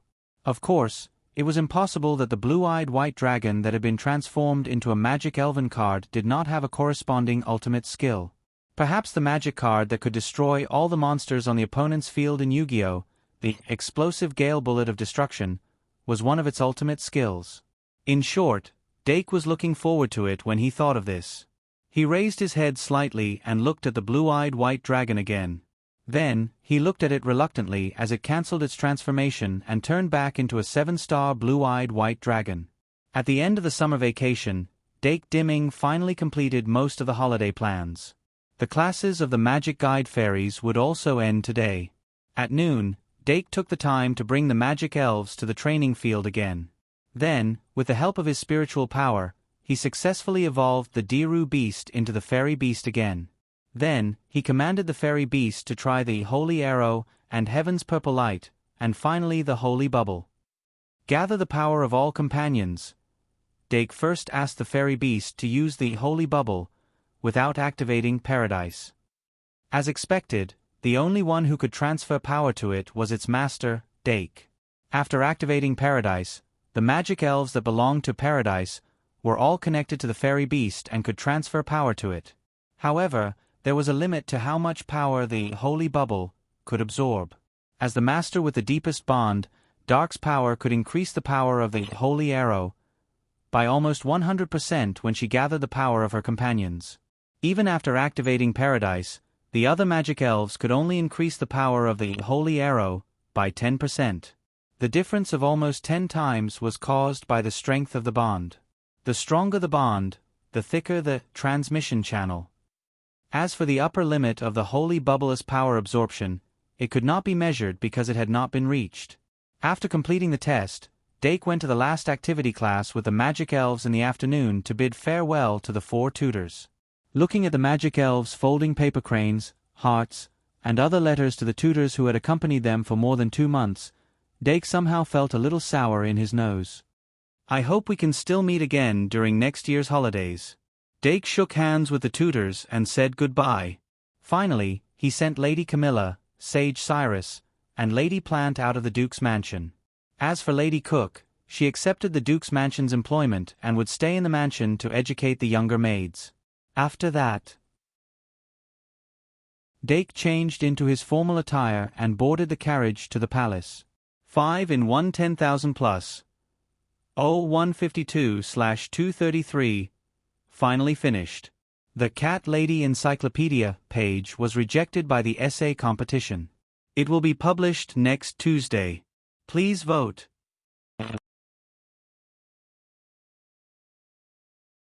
Chapter 539. The Duke's carriage arrived at the palace before nightfall. The afterglow of the setting sun hung in the sky like a golden veil, illuminating half of the palace in red. Dake Dimming, in a black suit, stepped off the dragonhorn carriage accompanied by the maid Olga. After passing through the palace guard's identity check, he switched to the small carriage inside the palace. The carriages that could only carry 1 to 3 people were of various styles. There were antique models made of rare ancient wood, gorgeous Victorian-style models, and even dark Gothic-style models. Every time Dake entered the palace, he would exclaim that the Empress, who designed these small carriages, was really leisurely and elegant. Maybe it's because life in the palace is too boring? Dake opened the curtains and looked at the carriages around him, his thoughts drifting away.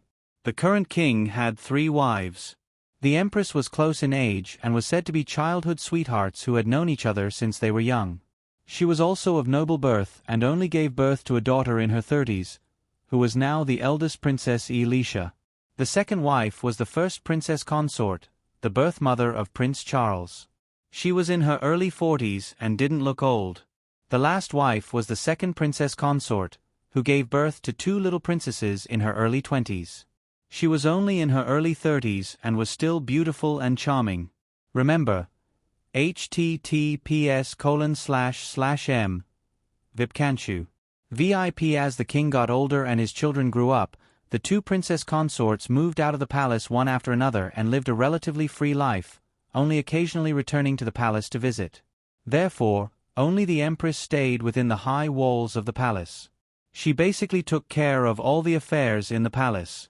Tonight's banquet for the 2 little princesses was most likely the work of the Empress. Dake's eyes turned slightly.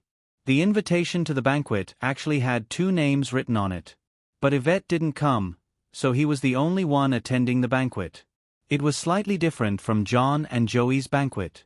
The banquet for the 2 little princesses was very formal and very grand. The threshold for invitation was also higher. With so many great nobles present, of course, it wasn't his place as a junior. So tonight, he could just relax and play around. Then, he could find an opportunity to yo-yo. About 5 minutes later, the carriage arrived in front of a flourishing courtyard. In the courtyard, there was a 2-story mansion specially built for banquets. The lawn outside the courtyard was lit with night lights, and there were pastries and drinks everywhere. The nobles, who were dressed in luxurious robes, were strolling leisurely on the lawn. From time to time, they would chat with others and let out faint laughter. A melodious melody floated in his ears, and a gift tree full of small gift boxes stood in the middle of the lawn.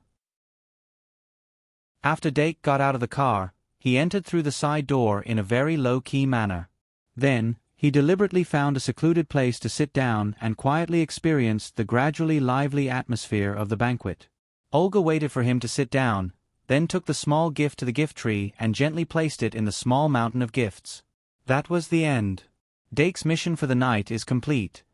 Since the 2 princesses were the main characters of the banquet, there were many young nobles who came to the banquet tonight. The nobles of the kingdom had been tempered by war, and there was no lack of low-key luxury types. Even if they weren't, the young people attending the banquet would dress themselves up as that type of noble. They were usually more popular than the young nobles who were as pompous on the outside as they were on the inside. They were at the center of the social circle of their peers. Dake used his eyes to look for people he was more familiar with in the crowd with great interest. But students like Angus Jeffrey who were studying at the Shang Malian Academy were extremely rare. Most of the Shang Malian students seemed to have left the capital in the magic car this morning. Instead, the students of the Royal Academy and the Academy of the Holy Church's Mystic Rites occasionally saw them. The Royal Academy and the Academy of the Holy Church's Mystic Rites were built in the eastern and western suburbs of the capital respectively.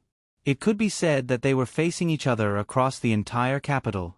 The Academy of the Holy Church's Mystic Rites was a full-time boarding school like the Shang Malian Academy, but the Royal Academy was a semi-boarding school. But in short, they were in the outskirts of the capital, so the students could go to the school tomorrow or the day after to register. Not long after, Dake saw Joshua Middleton and Brown Eugenie from the Royal Academy in the crowd. One of their fathers was a marquis, and the other was a treasurer. Then, Dake saw Phyllis Rahman and Kyle Dimming. Both of them were students of the Academy of the Holy Church's Mystic Rites. Phyllis Rahman was the daughter of a count, and Kyle Dimming was Dake's cousin.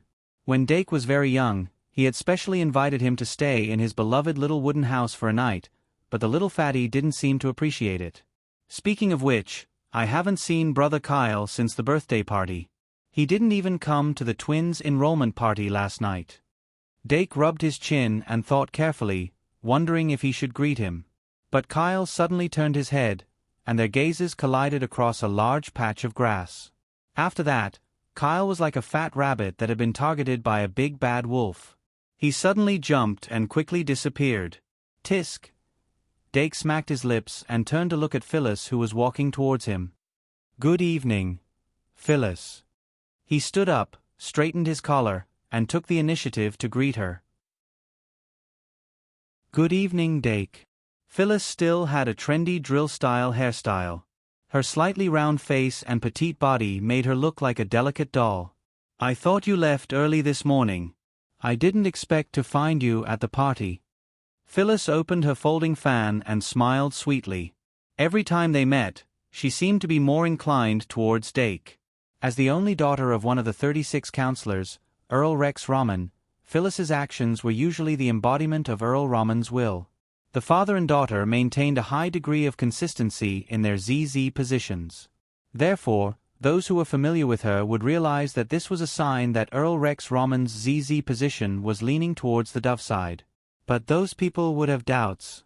Because Earl Rex Rahman didn't have much contact with the Valkyrie and the first princess recently.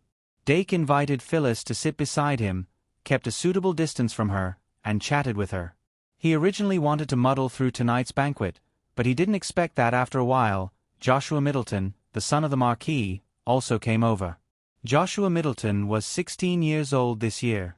He originally didn't get along with Dake, but after the magic chess battle at the beginning of the holiday, the relationship between the two had some subtle changes.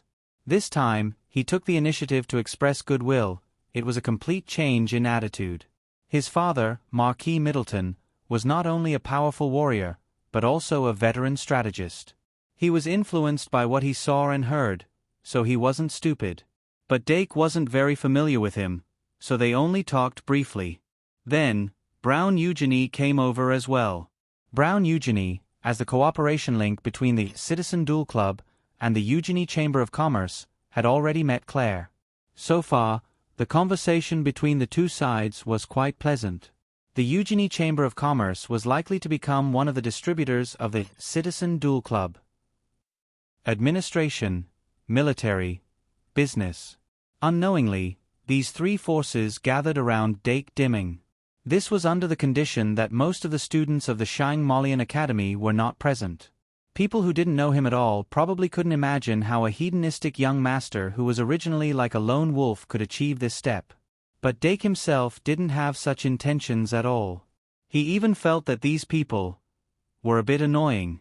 He originally just wanted to sit in a secluded corner and muddle through this banquet, but this small intention was completely ruined after these three people gathered together.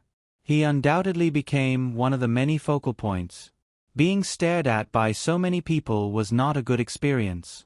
The banquet officially began half an hour later. This time, there were no fixed seats at the banquet. The people who came to the banquet didn't come for the delicious food in the palace. They took this opportunity to communicate with people who were difficult to come in contact with, or to express goodwill to people who had something to ask of them, and to continue to connect with people who were closer to them. This was the main purpose of the banquet. Of course, on the surface, they would all congratulate the two little princesses on their enrollment. Tonight, Anna and Enchi were all dressed up. Although their little faces were full of reluctance, they still walked around the stage according to their mother's wishes. The way they pouted their little mouths was very cute. After they left the stage, the eldest Princess Elisha and the eldest Prince Charles both went on stage to give their blessings to the two younger sisters. Then came the king's speech. Of course, it was not the first time Dake had seen the old king. In fact, before he entered the school, he had seen him a few times every year. The king was 63 years old this year. He shouldn't be so old, but he personally went to the battlefield during the war and was seriously injured. In order to heal himself, he consumed a lot of vitality, which reduced his lifespan. However, after gradually delegating the busy government affairs to his children and ministers, the burden on his shoulders was a lot lighter. He also had the leisure to participate in the blind dates of his eldest son and eldest daughter, which made him more energetic. He did have the idea of giving up the throne, but in his opinion, whether it was the eldest princess or the eldest prince, they were not mature enough. As the king of a country, he could not casually give up the throne to an immature heir just because he was tired. He hoped that Elisha and Charles could quickly grow up in the competition and then decide on a situation where one of them was the leader and the other the deputy. In the old king's heart, he already had a plan. After he went on stage accompanied by the queen, the king focused a little and showed the temperament of a king. The voices below the stage disappeared without a trace. Then he slowly looked at everyone in the hall and congratulated the two little princesses in a dignified tone. He also made his own expectations. In the end, he casually said, it should not be difficult to become the chief. The two little princesses suddenly felt a lot of pressure. After the king went down the stage, he whispered to Anna and Enchi for a while and then left the banquet hall first. After that, the atmosphere in the banquet hall became much livelier. The noble men and women who were good at socializing wandered around the hall, the more solitary noble men and women drank alone, and some people directly talked about business in the hall. No matter what the purpose of the banquet was, after half-time, it would generally become like this. Dake rejected Joshua Middleton's invitation to drink, and in turn, promoted milk tea to him. Ever since Olga successfully recreated different flavors of milk tea, this new drink quietly became popular in the noble circle, and now it was even served on the table of the palace banquet. Brown Eugenie had his eyes on the pearl milk tea from the beginning, and had already drunk a few large cups. Dake originally wanted to remind him that drinking too much milk tea would make him fat, but after looking at his ball-like belly, he chose to give up. Soon after the banquet began, Phyllis moved to the small circle of noble ladies formed by the noble ladies. Dake occasionally looked over and felt that the noble ladies were secretly glancing at him. He took a deep breath, put on a meticulous smile again, and dealt with the unfamiliar nobles who came to talk to him. Annoying.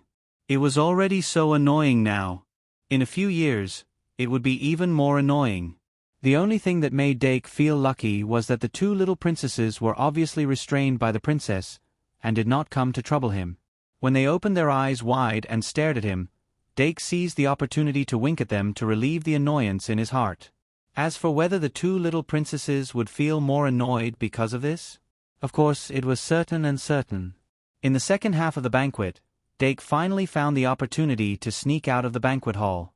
But when he wanted to take advantage of the situation to leave, he was blocked by Phyllis at the door. "Hey, Dake, are you leaving already?" Phyllis seemed to have drunk some wine, and there was a faint blush on her cheeks. Dake said frankly, "I actually don't like this kind of noisy occasion." "I can see that." Phyllis nodded and said, "But it seems that you still owe me dinner."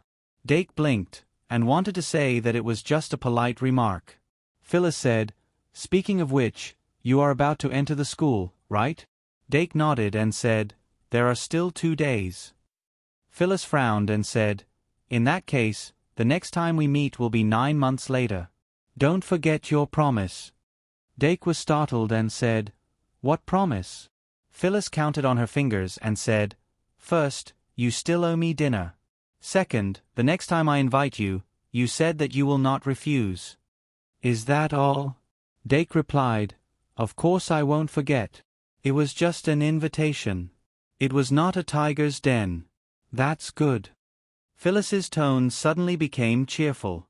She suddenly moved closer to Dake, and the distance between the two of them was instantly shortened. Her fragrance assailed his nostrils. Just as Dake subconsciously wanted to retreat, she stood up straight again and moved aside, saying, "Then, good night. Don't forget me when you enter the school." "Good night." Dake waved his hand lightly, but did not take away a single cloud. Phyllis watched him gradually walk away, and then slowly restrained her expression. A moment later, a handsome middle-aged man with blonde hair and white skin appeared behind her. Phyllis turned around and said, "Father." Earl Rex Raman's gaze was still fixed in the direction Dake Dimming disappeared. Then, he asked in a tone that even he himself was doubting, "Phyllis, if Dake Dimming marries Elisha after he reaches adulthood, do you think Charles will have a chance of winning?" Phyllis was shocked and said doubtfully, "Father, why do you have such thoughts? Dake and Elisha are at least 6 years apart, right?" However, Earl Rex Raman said slowly, 6 years old is only 2 or 3 years old. Phyllis's tone became sluggish and she said angrily, "What you said makes sense." Only then did Earl Rex Raman lower his head to look into his daughter's eyes. He smiled and said, "I was just saying. After all, the first princess will have to marry someone eventually." Phyllis hugged her chest and said, "It's looking for a son-in-law." Earl Rex Raman said helplessly, "All right, it's looking for a son-in-law." "Ali." Dake called out softly as he walked a little further away. Ali walked out from behind him and walked side by side with him. "Who's there?" Dake whispered. Ali said, "It's Earl Rex Raman." Dake frowned slightly and thought, "Rex Raman, is he a daughter lover?" Ali thought for a moment and said, "Miss Phyllis is Earl Raman's only daughter. The Earl's care for her is indeed extraordinary." Dake said, "I wonder what they are talking about now?" Ali said, "Do you need me to go and find out?" Dake shook his head and said, "No need. It's not that interesting." Before the banquet came to an end, the Duke's unique dragon-horned carriage passed through the night and left the palace. A sudden thunderstorm came down in an instant, the lightning tore the sky apart and the thunder rumbled continuously. But the dragon-horned horse pulling the carriage was still as steady as a rock and was not frightened by the thunder at all. The carriage's speed was still stable and they soon returned to the mansion. When Dake got off the carriage, he glanced at the drenched but still handsome dragon-horned horse. Suddenly, he thought of something and his eyes became brighter. It was the night of August 29th, and the departure date was the morning of August 31st. In other words, there was still a free day tomorrow. On this day, there was something he wanted to do. So that night, Dake knocked on Claire's bedroom door after bathing. Even though it was late, Claire still asked the small animals to open the door. But she did not get out of bed. Instead, she moved inside and patted the bed beside her. She blinked and said, "What's the matter? Why are you looking for me so late?" Dark obediently sat down beside the bed and said, "I would like to ask you some questions about riding." Claire immediately understood. "Riding? You want to ride a dragon?" Dake nodded and said, "Yes." Claire smiled and waved at him. When Dake came close, she suddenly got up and pulled him onto the bed. Then she smiled and said, "But your dragon is a little small." Dake was a little embarrassed. Considering the age of the two lives, he was about the same age as Claire. But in front of Claire, he always felt like a real child. Maybe there is a gap in experience. Dake shook his head and said to Claire, "It can become bigger." Claire pouted. "It is big, but it can only last for 15 minutes?" Dake said, "If it's just learning, 15 minutes is not short." Claire smiled and said, "Since you said so, there is no problem in teaching you. Just think of it as preparation for becoming a real dragon knight in the future." After getting Claire's permission, Dake went to sleep with faint expectations. The next morning, the earth that had been washed by the rainstorm exuded a fresh smell of vanilla. Crystal clear dew rolled down from the leaves, splashing a little water droplets. Dake brought the young green-eyed dragon to the training field in the backyard. Not long after, the sound of a dragon's roar came from the direction of the dragon taming platform. After the young green-eyed dragon with a silly look felt the dragon's aura, its round eyes suddenly narrowed and exuded a pure dragon's aura. But Claire's wyvern responded with its dragon's aura without any fear. The young green-eyed dragon suddenly let out a dragon's roar. Although the sound was young, it was already ferocious. In the blink of an eye, the wyvern's huge body appeared above its head. It then circled in the air for a few rounds before rushing down. Claire's wyvern was only a sub-dragon species with thin dragon blood, but it was a veteran of the battlefield. Its eyes were full of vicissitudes and bloodthirstiness. After it landed, it stood opposite the young green-eyed dragon, and the difference in size between the two became more obvious. Although the young green-eyed dragon was nearly 3 meters tall, its body was not suitable for carrying people, and its wings were not fully developed. A normal adult dragon species was at least 5 meters long. Claire's wyvern was a little bigger, a full 7 meters long. "Bring the flight incantation, and let your dragon egg hatch." Claire sat on the dragon's back and looked down. Dake looked at the dragon saddle on the wyvern's back with some envy. He reached out his hand to comfort the young green-eyed dragon and let it perform the dragon egg transformation. After the young green-eyed dragon turned into a dragon egg, he immediately injected the pride and hatched the green-eyed sub-white dragon. The green-eyed sub-white dragon that came out of the dragon egg was not inferior to the wyvern in terms of body size. It opened its wings and looked at the wyvern in disdain, then turned to look at its master on the ground. Dake smiled and used the flight incantation to fly onto the dragon's back. After he sat down, his hands touched the cold dragon scales. An indescribable excitement came from the bottom of his heart. Which boy didn't ride a dragon in his dream? The wish that had been buried in the dust struggled out of the mountain of dust and finally came out again. Dake adjusted his sitting position according to Claire's instructions and then activated the chakra in his body. He guided the chi from the chakra to his hands and feet so that his feet tightly clamped onto the dragon's back and his hands grabbed onto a piece of hard dragon scale. Then, he soared into the sky. 3 in 1 6000 plus. 0153/233, it's 12:00. I've sent it in advance. The remaining 4000 will be put in tomorrow's chapter. The Cat Lady Encyclopedia was on time in the morning and was occupied by the essay page. After a lot of communication, the Cat Lady Encyclopedia was finally changed to next Tuesday. It will be uploaded after the essay page is taken down. Chapter 540. Even though the Green Eyes White Dragon could only exist for 15 minutes, the cooldown of Dragon Egg Transformation and Pride were almost the same. This meant that every hour, the hatching process could be carried out. Dake used 45 minutes to study and rest, 15 minutes for flight training, and when the Green Eyes White Dragon could no longer exist, he used flight spell to descend, making full use of every minute and second. After a whole day, his mastery of riding was just like that. Of course, this also had a lot to do with the fact that the dragon he was riding was a magic elf that could be controlled completely. A true dragon knight had to spend a lot of effort just to tame the dragon species. Doc had once wanted to try riding Claire's wyvern, but he was tragically rejected. It was fine when he was riding with Claire, but it was not fine when he was alone. Even if Claire tried to appease him, it was useless. In the end, he could only give up. Even a wyvern species like the wyvern was like this, let alone a pure-blood dragon species. Website: https://m. Vipkanchu. VIP. They would only let the dragon knight they liked ride them. Once they chose a knight, it would not change. In terms of loyalty, they were much stronger than some humans. When dusk fell, Dake, who had been riding the dragon all day, was pleasantly surprised after entering the mansion. Yalvet personally cooked and prepared a sumptuous dinner with Ali. The family banquet started and ended in a cheerful atmosphere. Dake returned to the bedroom unsatisfied and began to pack his luggage. Just like when he left school, he had a lot of things to bring back. For this, he planned to apply for a wyvern to transport them by air.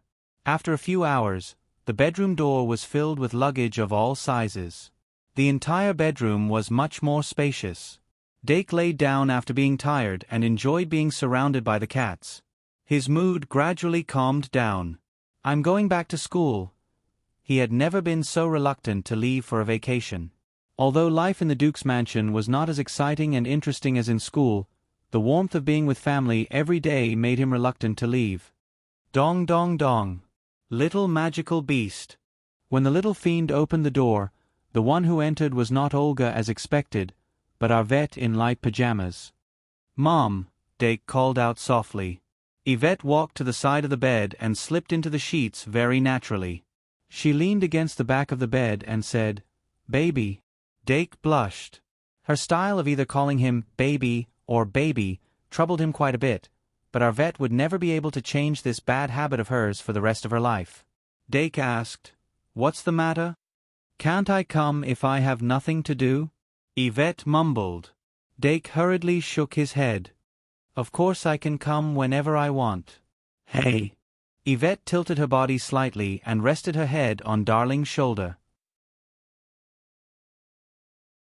She felt that Darling's shoulder had become unusually broad in just a year. Perhaps when he returned home 9 months later, his baby would have already grown up. 14 years old, in their era, was the age when they had to go through the rite of passage. They leaned against each other quietly for a while. Then, Yvette said wistfully, "Remember to miss Mom when you return to the academy." "Yes, I'll miss you every minute and every second," Dake said. Yvette said playfully, "That's not necessary. Just miss me every second." Dake, "Yes, yes, yes, yes." Yvette looked at how cute her baby was and finally couldn't help but reach out and hug him to her chest. Dake lay down obediently and looked up at his mother's delicate chin. His heart was filled with nostalgia. In these 3 months at home, although Yvette was very busy most of the time, she would insist on having dinner with him except when she really couldn't get away. And the taste of home was forged from this little bit of warmth. For a moment, Dake even had the thought of staying like this, but he knew very well that this was not feasible. Although staying at home all the time could effectively avoid large-scale contact with others, it was still a temporary solution. The results since the holidays also proved this point. In fact, these 3 months were not of much help to his research. He had already reached a bottleneck. Even the defective version of Pride was barely created by relying on the clumsy method of copying. While he was obsessed with the new evolution of the magical elves by relying on Pride, he actually didn't have an in-depth analysis of Pride. In the Shang Malian Academy, not only was there a library where one could find almost any book, but there was also a natural experimental site, a secret passage. The underground city that had been open to students since the second year was also a more suitable place to test what he had learned than the Duke's Mansion's training field. If he wanted to seek a breakthrough, he had to return to the academy. Yvette seemed to sense his reluctance. She lowered her head and touched his forehead. Don't Eve and Erin want to open a shop in Travelers Street? Use their consonant spell, and you can meet Mom. Let me think. How about once a week? Dake couldn't help but blink. Yvette counted on her fingers and said, Mom might have to work overtime on Friday night. You can't be too late on Sunday, so how about Saturday? How about every Saturday night? Mom wants to know what you've learned in the academy, who you've become friends with, and what kind of magical elves you've created. Also, Phoenix Girl, have you been studying hard? Phoenix Girl, who was hiding on the small bed, quietly pulled up the blanket to cover the top of her head.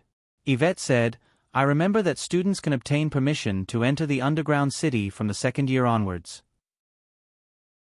Although the underground city isn't particularly dangerous, it's always a bit tricky in its strange ways. If you don't send messages often, Mom will be very, very, very worried. Dake blinked again. Yvette probably realized that once a week was indeed too much, and Eve and Erin had their own missions to complete. Thus, she said in an extremely reluctant tone, then, how about half a month? Once every 2 weeks? Sigh, every 4 weeks, right? Especially when you're going to participate in a duel, you must inform Mom in advance, okay? Dake finally couldn't help but laugh. Yvette grabbed his cheeks and pulled them outward, complaining, What are you laughing at? Can't you even do it for 10 minutes every month? Dake smiled and said, There's no need to set a time. I'll often go to the branch on Travelers Street, from 7 to 8 on Saturday night for dinner. I'll only do it more, no less. Is that okay? Yvette said happily, Why dinner time? Dake said, Dinner time is the most relaxing time. Mom, don't you like to watch me eat? Yvette poked his nose slightly and said angrily, Of course I like it, I like everything you do. Dake. Hee. The mother and son leaned against each other and talked about intimate things for the entire night. The magical elves hid under the blanket and listened for the entire night. Family-style education was influenced by what they saw and heard, and the way the previous generation got along could easily influence the next generation. Some of the magical elves wanted to be a spoiled child like Dake. Some wanted to be a mother who doted on her child like Yvette. However, Dake's strictness in education made them understand what the bottom line was. For the magical elves, the improvement of their intelligence was in all aspects. When an independent personality was gradually nurtured, every magical elf would have a bright future. Night. It was quiet and serene. When the first ray of morning light pierced through the curtain of night, the people of the royal capital finally welcomed the last day of August. Dake stored the magical elves who had obediently lined up into the magic card one by one. Then, Claire carried him onto the wyvern's back. There were a total of 6 wyverns accompanying them. 4 of the wyverns carried Aurora, Eve, Erin, and Phoenix respectively. The last 2 wyverns were reduced to porters. Dake, Aurora, and the twins' luggage were loaded into a huge cradle and dragged by one of the wyverns. The other wyvern was transporting exclusive products that would be sold on Travelers Street, mainly photocopies. When everything was ready, Dake poked his head out of Claire's arms and stared at Yvette and the maids who came to send her off. Aries, Olga. Pisces, Jenny. Maiden, Vingo. Scorpio, Chris. Lion, Katrina. There was also the head maid cum housekeeper, Madame Molly, who stood beside Yvette. Following behind was the royal tutor, Madame Cook. There were also many maids and guards who had freed up their time. I feel like it's going to be boring again. It's so hard to live without young master. With young master around, there's finally a topic and a goal. After young master leaves, who would be willing to rack their brains to study recipes? It can't be helped. Laziness is human nature. That's great, Eve and Erin. By the way, aren't Eve and Erin taking turns to look after the shop? Won't it be too busy if it's just one person? Don't underestimate me. I'm good at looking after the shop. Come on, don't you just want to go and play? Hee hee, but I think it's a good idea. That's true. Why don't we apply to the Duke or Miss Clare? The maid's discussion gradually quieted down as the wyverns began to flap their wings. Yvette's face was tense as she tried to squeeze out a smile. She waved at the wyverns that were about to take off. Olga stood behind and clenched her fingers tightly. Her brows were like a distant mountain, full of reluctance and worry. Dake opened his mouth and waved his hand hard. Goodbye. Goodbye. Roar. The dragons roared. 7 wyverns suddenly flapped their wings and soared into the sky amidst the fierce winds. Then, under the leadership of Clare's wyvern, the 7 wyverns circled the Duke's mansion 3 times before suddenly accelerating and flying away. Only when the last flying dragon had completely disappeared from her sight did Yvette lower her head and purse her lips tightly. But compared to this time last year, she was much stronger. Of course, this also had a lot to do with Dake becoming overly reliable and the presence of Eve and Aaron. After Eve and Aaron settled the preliminary matters, if she really couldn't help but want to see her darling, she could also get one of the twins to look for her. All in all, Eve and Aaron had permission to enter the castle as auditing students. At this thought, Yvette felt a little happy. Dake, who had flown away on the wyverns, only turned back after a long time. The wyverns spread out the wind barrier and deflected the incoming gales.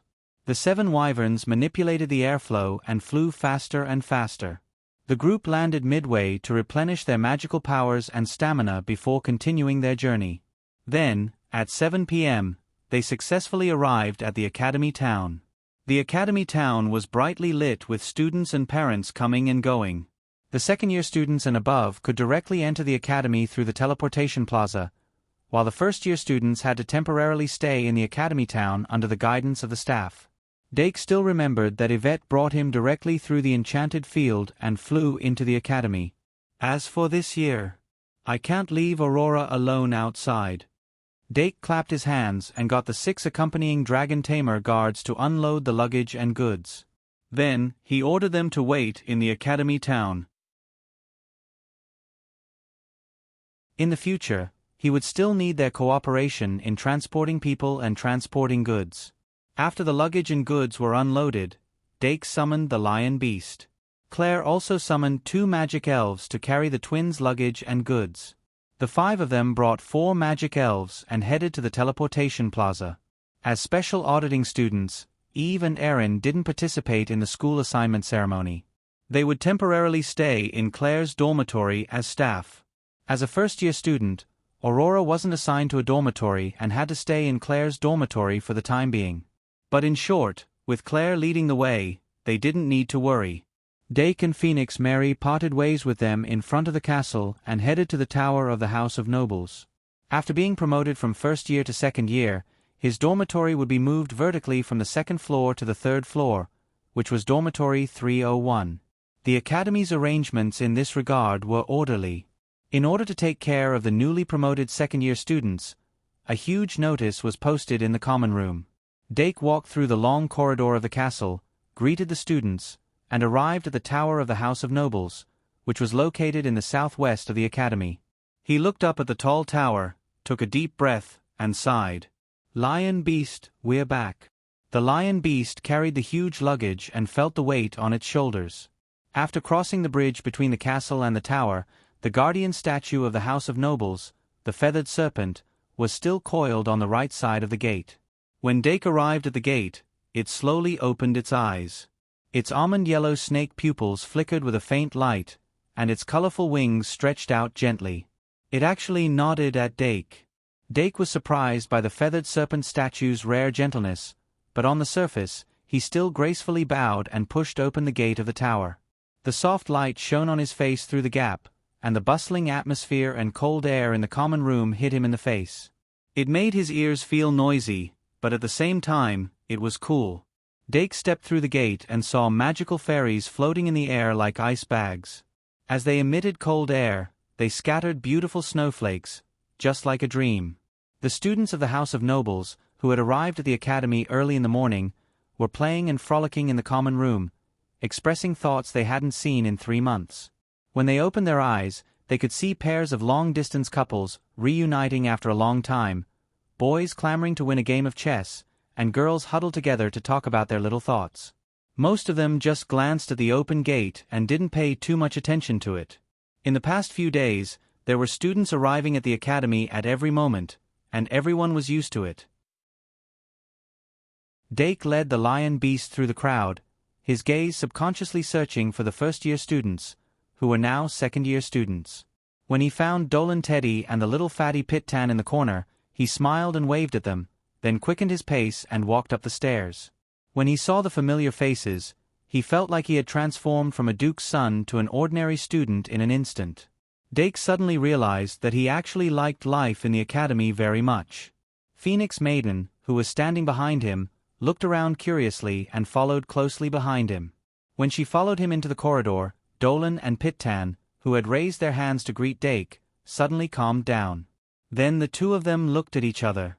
Dolan exclaimed, "Wait, who's that girl behind Dake?" Pit-Tan immediately clamped his chin and put on the look of a famous detective. Could it be a second-year transfer student? Dolan glared at him. How could there be a Shang Molian transfer student? I keep feeling like there's something wrong with her. Pit-Tan immediately said, I know.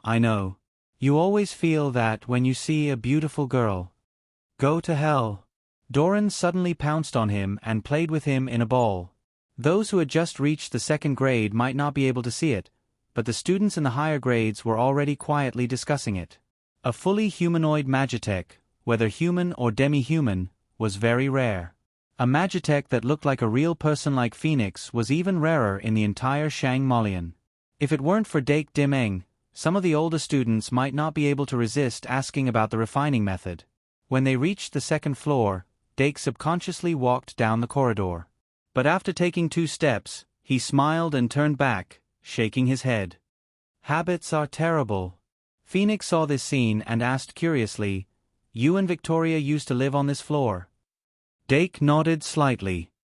That's right. The first-year students usually live on the second floor of the tower. If you're assigned to the House of Nobles during the ceremony, you can live in one of the rooms here. Phoenix shook her head. I also want to, but it doesn't seem possible.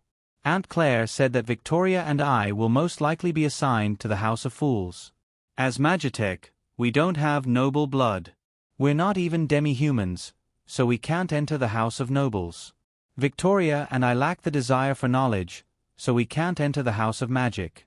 As for courage, I'm not too sure. I don't know the difference between courage and recklessness. Dake paused and patiently listened to Phoenix's words. Phoenix had always been with Miss Vampire. Since Miss Vampire was a chatterbox and Phoenix didn't like to talk much, it was rare to see her speak so much in one breath. It turned out that her feelings were already so delicate. Dake nodded slightly. No matter what, from today onwards, you're a first-year student of the Shang Molian Academy. I can't always call you Phoenix. So, Phoenix, do you want to go to the House of Fools or the House of Knights? Phoenix raised her eyebrows and revealed a rare trace of sharpness. She whispered, Young Master Dimming. Dake smiled. Call me Big Brother.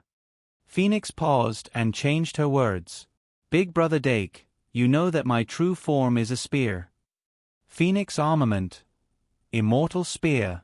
Phoenix was actually the incarnation of a spear, and a spear was the symbol of a knight. Doc nodded slightly and said, Then believe in yourself. You will definitely be a qualified student of the Knight Academy. Phoenix replied, Yes. Dake continued to go up and soon arrived at the 3rd floor. Compared to the empty 2nd floor, the 3rd floor was a lot more lively.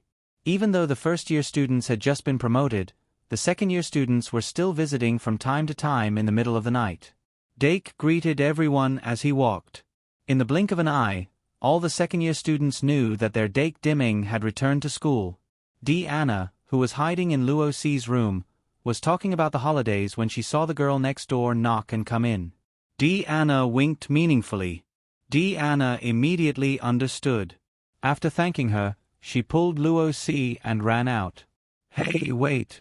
Luo C quickly stuffed her feet into the bunny slippers and raised her hands to tidy up her messy light blonde hair. Anna paused at the door as if she finally realized something. She stopped and leaned against the door, waiting for Luo Si. Unlike Anna, who frequently went in and out of the Duke's mansion during the holidays, Luo Si had not left the house since the birthday banquet on June 6. They hadn't seen each other for 3 months, which made her feel a little distant from Dark. The girl's modesty had a slight advantage.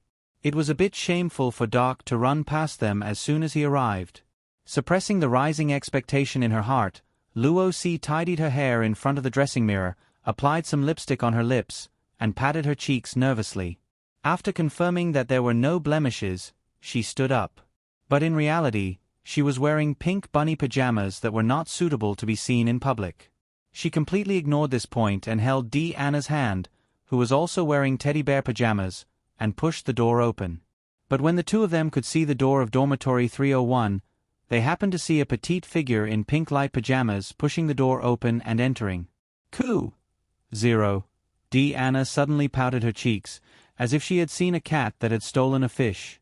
Luo Si whispered, "It's Eudora." Annoying. Anna quickly pulled Luo Si's hand and quickened her pace. Room 301. After Dake entered the room, he let go of the magician secretary, and ordered it to summon the magic elf one after another. As for himself, he directly spread out the paradise in the room. The structure of the second-year dormitory was basically the same as the first-year dormitory, but there were a large number of cabinets on the wall. What surprised him was that the small bed and other things he had left in the first-year dormitory had been moved into this room and were neatly installed according to the previous pattern. The small bedding of the magic elf had also been cleaned and placed properly on the bed. After the magic elf was summoned one after another, each of them revealed a look of joy. For the magic elf that had lived in the Academy's dormitory since they were born, those small beds occupied an important meaning in their hearts. Even if Dake really applied for a more spacious residence for them, they might prefer to sleep on these small beds. Dake felt their joy, and warmth appeared in his heart. This unfamiliar dormitory seemed to have become familiar in the blink of an eye because of this. But from the looks of it, there were obviously not enough beds. "It's time to order some new furniture," Dake thought in his heart and opened the paradise. After paradise was upgraded, it was even easier to control. He opened the triangular pool in the corner of the wall, then added a stone table and a few stone stools, and covered the balcony with pale yellow healing flowers. As the fragrance of the healing flowers slowly spread, the room felt more and more like home. Dake nodded in satisfaction and began to unpack his luggage. But just as he carried out a sleeping cat grass from the airbox, someone knocked on the door. "Is it Anna?" Dake immediately thought of Little Bear and asked the little demonic beast to open the door while he continued to carry out the other cat grass. Under such circumstances, Eudora Veen entered room 301. After entering the door, she wanted to walk straight in, but the magic elf's gazes made her subconsciously stop at the door. There seemed to be an atmosphere in the room that she couldn't step into. It wasn't until Dake realized that the visitor wasn't Anna in the unexpected silence that she continued to move forward under Dake's greeting. Dake wasn't surprised that Eudora arrived first. He smiled and said, "Eudora? Did you do your homework during the holidays?" Who would ask such a question as soon as they meet? But Eudora didn't care at all and replied with an N, then said timidly, "During the summer vacation, I went to the Star Tower with Teacher Midia. I did my homework well." Speaking of Professor Midia Bartholomew, Dake became interested. He said expectantly, "So, has Teacher Midia decided whether to continue her job?" Eudora whispered, "She has returned to the academy. She said that she wants to open an elective course on astrology." Ibu's ears suddenly pricked up, and he jumped to Dake's feet. "Have you decided?" Dake rubbed his head and smiled. "It seems that there is another elective course for the second year." Eudora's eyes lit up, and she said excitedly, "Really? Then we can watch the stars together at night again." Dake blinked and said, "Why don't we watch the meteor shower together?" As they were talking, the door was knocked again. The diligent little demon beast went to open the door again. This time, it was Anna and Luo Si who appeared at the door as Dake expected. As soon as Anna entered the door, She grabbed the little demon beast that wanted to fly back to the bird rack, then she forcefully held it in her arms and walked forward. Luo Si closed the door and followed behind. Dake's gaze went directly over Anna's shoulder and smiled at her. Luo Si, long time no see. I heard that Senior Debbie Giles has worked in your family? And Luo Si said shyly, Senior Giles has worked with me before. You recommended her. She taught me a lot of useful things. That's good. Dake smiled. I'm going to unpack my luggage now. You can find a place to sit. Anna yawned and said, Don't talk about it. I'm just here to help you unpack. Luo Si also asked, Is there anything taboo? Dake was a little surprised. That's not it. But I have the help of the magic guide elves. It will be done soon. Anna waved her hand and said, Isn't it faster with 2 more people? Today, I will show you my Luo Si's business ability. With that said, she threw the little demon beast away casually, picked up the cat grass that was placed on the ground, and asked, Where do I put them? Dake thought for a while. Put them at the bedside first. Then he carried the dragon grass into the pool. Then he turned back and waved at Chochio Sea Lion. Momo, Chochio Sea Lion suddenly jumped into the pool. The 3 girls who came in one after another only noticed the triangular pool in the corner at this time. Except for Anna, the other 2 were surprised. A small application of the venue card. Dake explained, then he moved the insect tree out of the airbox and placed it in the corner of the balcony. Then he immediately installed the guardrail. After that, he began to take out various bottles and jars, and Anna turned back to help move the books out. Then Luo Si looked around, and suddenly her eyes lit up as she stared at Dake's bedding. So she directly started to help make the bed. Seeing the 2 girls moving so skillfully, Eudora stood alone in the middle of the bedroom, not knowing what to do for a while. Suddenly, her eyes lit up, and she handed over Dake's bath products. Then after putting them away, she stared at Dake's clothes. Dake was shocked, and he quickly walked over with a smile. I can do it myself. Eudora, I can do it. Dake, I can't. With the help of the 3 girls, Dake quickly packed all the luggage. He looked at the soft bed and couldn't help but sigh. Unfortunately, the girls didn't leave after lending a helping hand. Dake put the kettle filled with water on the magic furnace, invited the 3 of them to sit down, and then chatted. Halfway through the conversation, Dake called Phoenix and Victoria to his side and introduced them to Luo Si and Eudora respectively. Eudora was very curious about these 2 human-shaped magic elf, but she was too embarrassed to ask. At this time, when she learned that they were new juniors, she couldn't help but widen her eyes. Even Luo Si heard of this for the first time, and her face was full of surprise. Under Dake's instructions, Victoria and Phoenix greeted the 3 seniors obediently and quickly won their favor. When the 2 magic elf gradually integrated into the chat, the clever little Dake took the opportunity to leave, wake up the cat grass one by one, and then water it leisurely. After a long day of travel, Dake was actually quite tired. After watering the cat juice, he took out a form from the folder of the notebook and returned, How is it? Have you thought about the elective class for the 2nd grade? Luo Si bit her lower lip and said, Eudora said that Professor Mitya will teach an astrology class. I want to take it as an elective. Dake nodded and said, Speaking of which, you are also a person with a talent for divination. It's good to learn more to avoid unintentional divination. What about Anna? Anna rolled her eyes and said coquettishly, Is it too late for me to say that I don't want to take the astrology class now? Luo Si grabbed her hand and said, It's not too late. Anna hugged her and shook her hard. Dake shook his head and said, From the 2nd grade onwards, you can choose 1 or 2 elective classes every year. I'm going to choose astrology and alchemy. Here's the list of elective classes I got from the professor. Take a look. Elective classes are very important. You can't choose them because of other factors. Alchemy? Eudora gritted her teeth slightly and fell into deep thought. Dake glanced at her and roughly guessed her inner thoughts.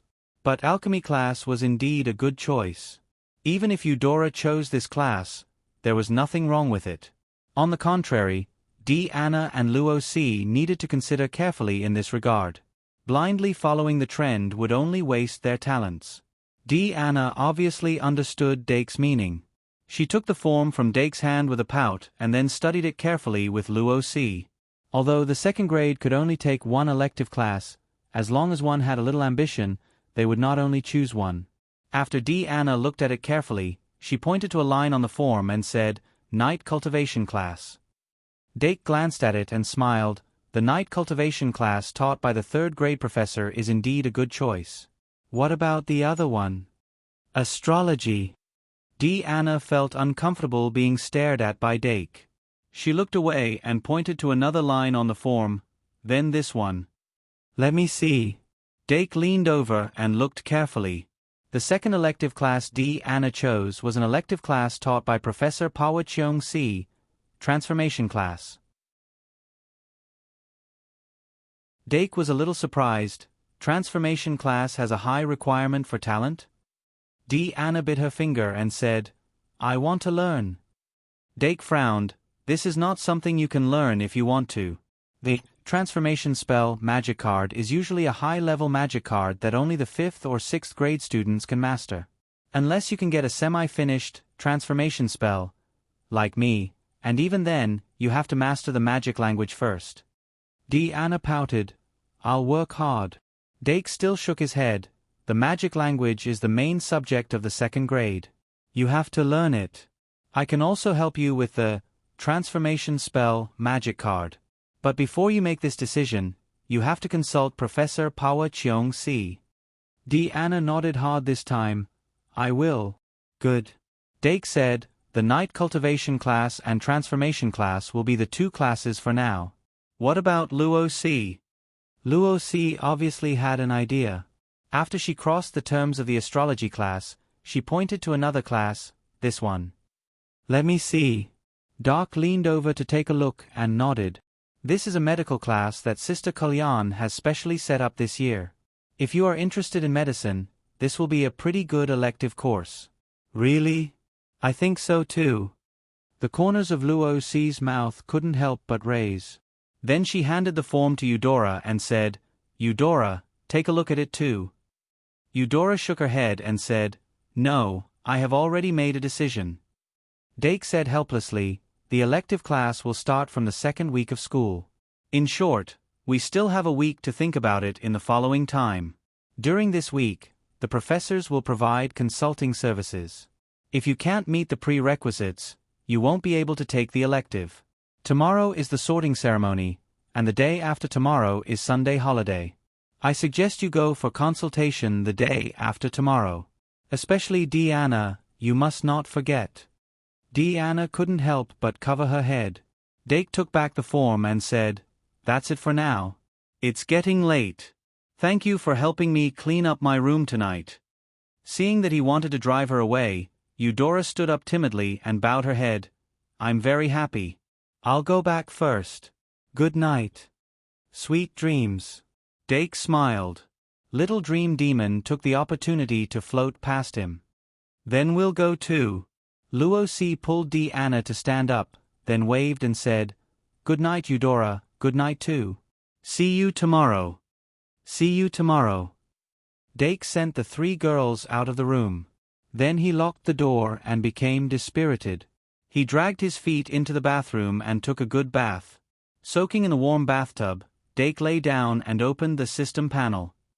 In the last month of the holiday, he tried his best to control himself, and some of the values dropped.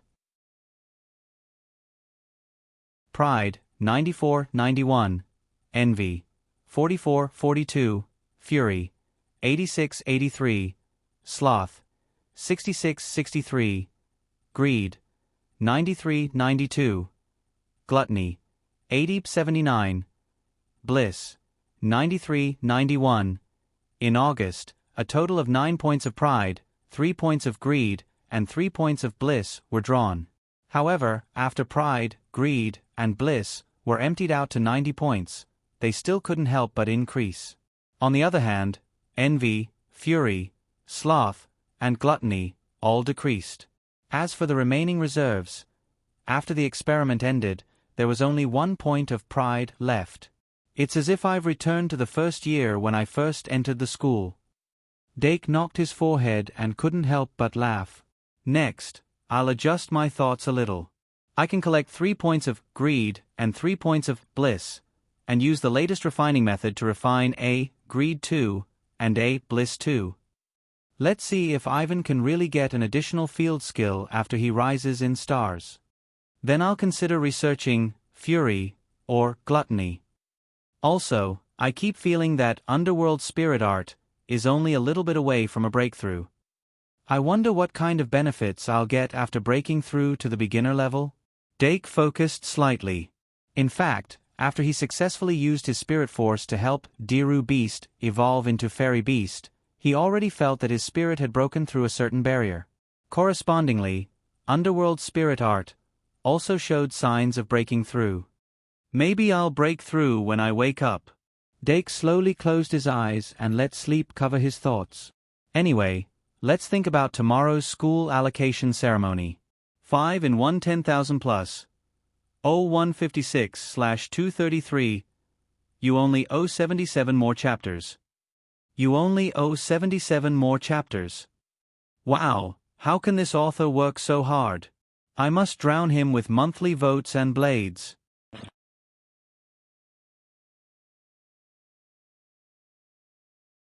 Chapter 541. Many people might have had similar experiences. In their dreams, they would clearly feel that they were very awake and clearly recognize that they were in a dream, but they would turn a blind eye to all kinds of absurd things, only feeling that everything was real. That kind of cognitive confusion, the contradiction in consciousness, was hard to explain.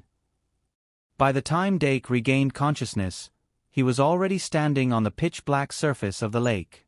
There was no support under his feet, and the water rippled gently. There seemed to be an unseen sound echoing in his ears. 1 drop, 2 drops, 3 drops. More and more drops of water of unknown origin fell into the lake. The moment they touched it, they released a snow-white halo. Then they were quickly swallowed up by the darkness. He remembered the URL. Vipkanchu. VIP. Unknowingly, he began to walk forward. The water droplets falling from the sky gathered into rain and dripped onto his body, but there was a strange feeling of stickiness.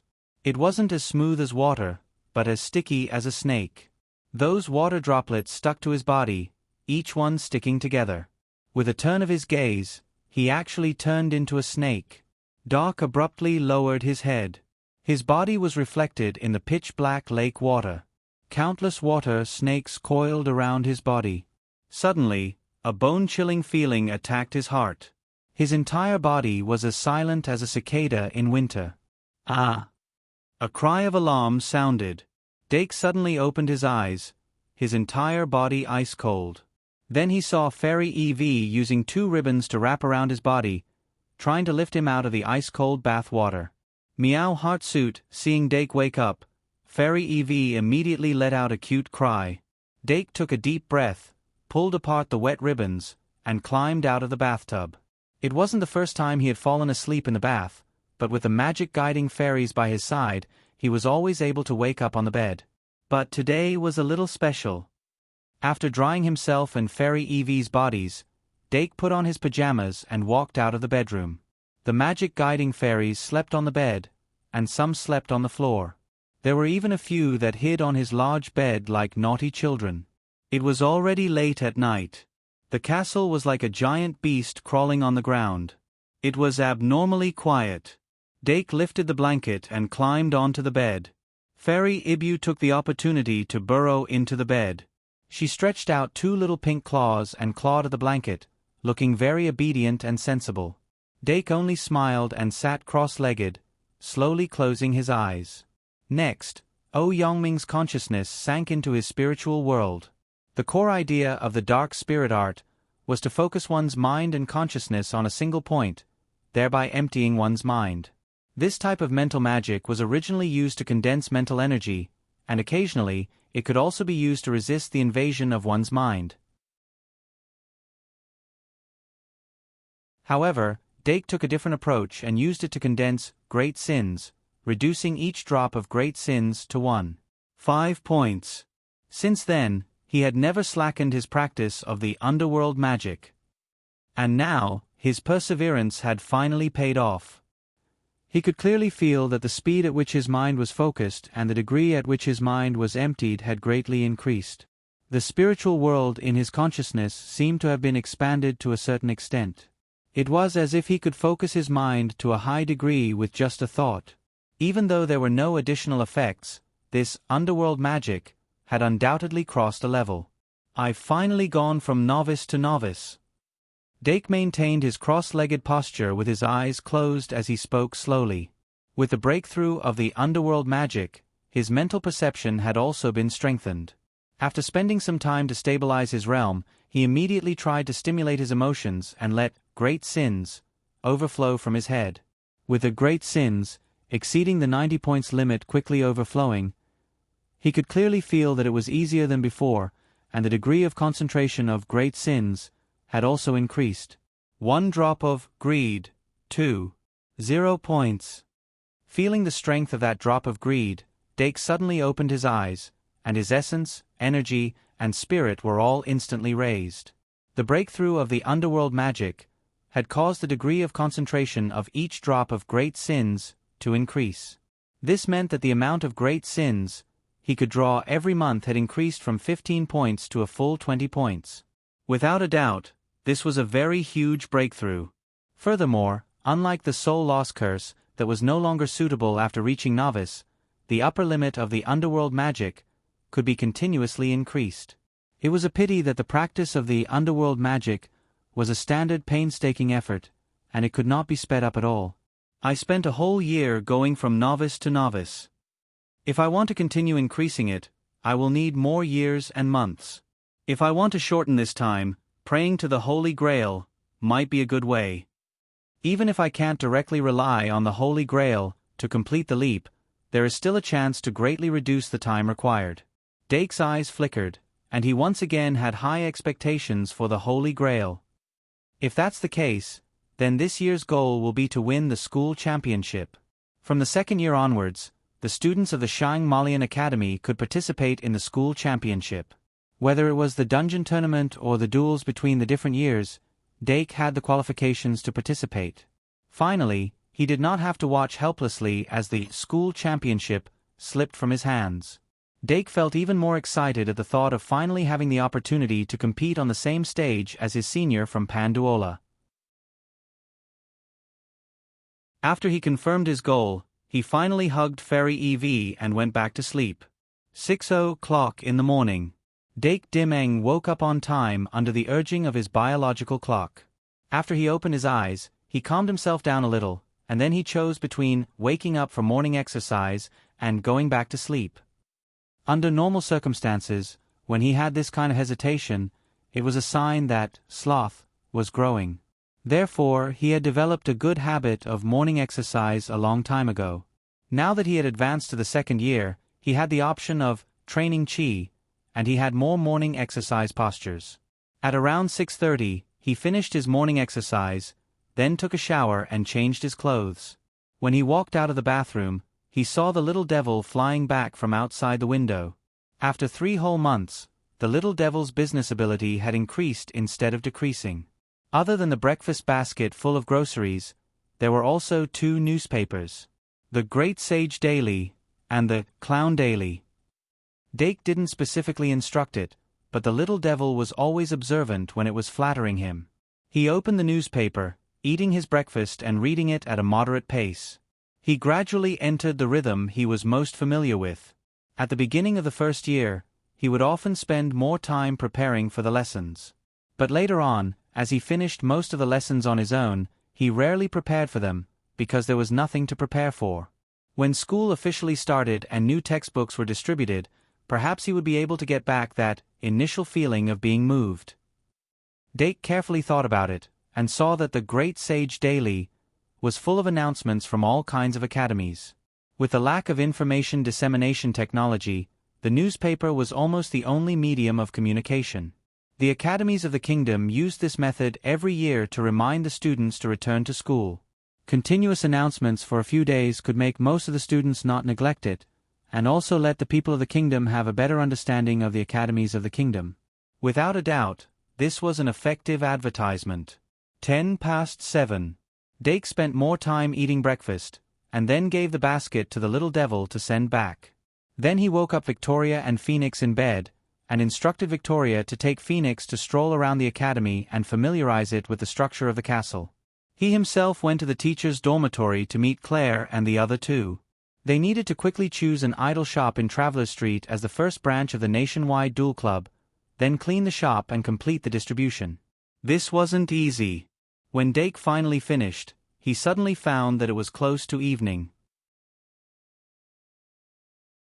He hurriedly returned to the castle and took the two magic elves who were about to become first-year students to participate in the Academy Division ceremony. At this moment, the first-year students who were temporarily living in the Academy town were let go. They entered the Academy from the teleportation square, and with anticipation and fear of life in the Academy, they entered the castle under the guidance of Professor Shi Erfu. Dake found the queue and pouted at the two magic elves. Follow Professor Shi Erfu, and remember to be obedient. Dake was like a parent who was sending his child to school for the first time, repeatedly exhorting them more than once. I know. Victoria pulled Phoenix up and joined the ranks in a hurry.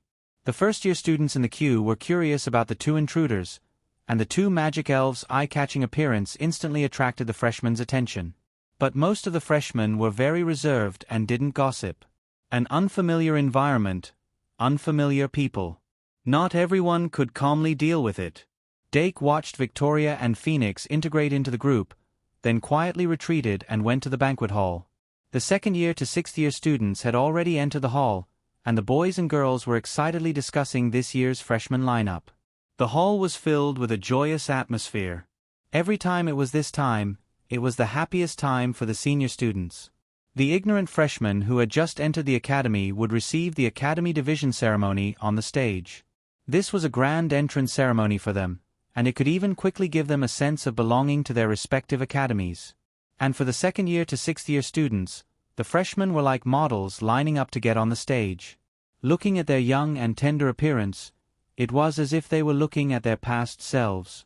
Dake entered the banquet hall and subconsciously went to his old seat, then found that all the seats were empty. The second-year students of the aristocratic academy who had already been promoted were sitting in the seats closer to the center. He looked up slightly and noticed that Doran and Anna were waving at him. Sorry. Dake silently apologized to the enthusiastic Doran in his heart, then pretended not to see him and walked in the direction of Anna. Behind the seat next to Anna, Dake said in a low voice, "Who are the freshmen who are the most eye-catching this year?" "Who else could it be? Of course it's Anna and Enchi." Anna chewed on her milk candy, her cheeks slightly red. Luo Si poked his head out from the other side of her and shook the envelope in his hand at Dake. Dake was puzzled. "What's this?" Luo Si said in a low voice, "I'm not sure. Professor Li asked me to give this to you, but you weren't in the tower all day." "I was at Travelers Street." Dake took the envelope and asked curiously, "Since he had something to say, why didn't he use the school card to notify me?" Luo Si shook his head. "I don't know. Maybe Professor Li wanted to talk to you about something else?" "Probably." Dake suddenly understood. Then he opened the envelope and pulled out a letter that looked like an invitation. "Dear second-year student of the Aristocratic Academy, Dake Dimming. I sincerely hope that you can represent the second-year students on the stage and give a speech after the ceremony. Cynthia St. Erti. What's written inside?" Anna asked. "A late notice." Dake handed the letter to Anna. After Anna read it, she immediately said excitedly, "It's the first student speech. Dake, are you going to be the first one to go on stage?" "Should be. From the second year to the sixth year, it's basically in this order." Dake said casually, "Although this invitation letter came in a hurry, the Academy doesn't have any requirements for the first student speech. When the time comes, I'll just say something appropriate." "Yeah, that's true." Anna agreed and asked, "I wonder which school Victoria and Phoenix will be assigned to. The Knights Academy or the Fools Academy?" After Dake answered, he thought of the dark elf girl and the little orc. This year's lineup of first-year students might be very interesting. As they chatted, the surrounding voices kept coming into their ears. But as expected, most people were talking about the two little princesses who were about to enter the academy. And some of the more well-informed students seemed to be focusing their attention on the Orc Royal. Hearing their discussion, Dake couldn't help but think of last year. Did the seniors below the stage also talk about him and White Gouda in the same way? Speaking of White, he glanced around and noticed that she and Luo Boat were sitting at the long table in the Knights Academy. They didn't cause any accidents like the main characters in Harry Potter. AI Ma Mortis, who was sitting opposite them, happened to look over and then quickly looked away. Dake blinked. Suddenly, he heard music from the four corners of the hall. The melody of four different instruments faintly revealed a grand feeling. The candlesticks floating above the four gorgeous long tables lit up one after another, replacing the light of the magic lamps. The whole hall instantly dimmed, but there was a hint of magic in it. The students' discussion instantly quieted down. Duong!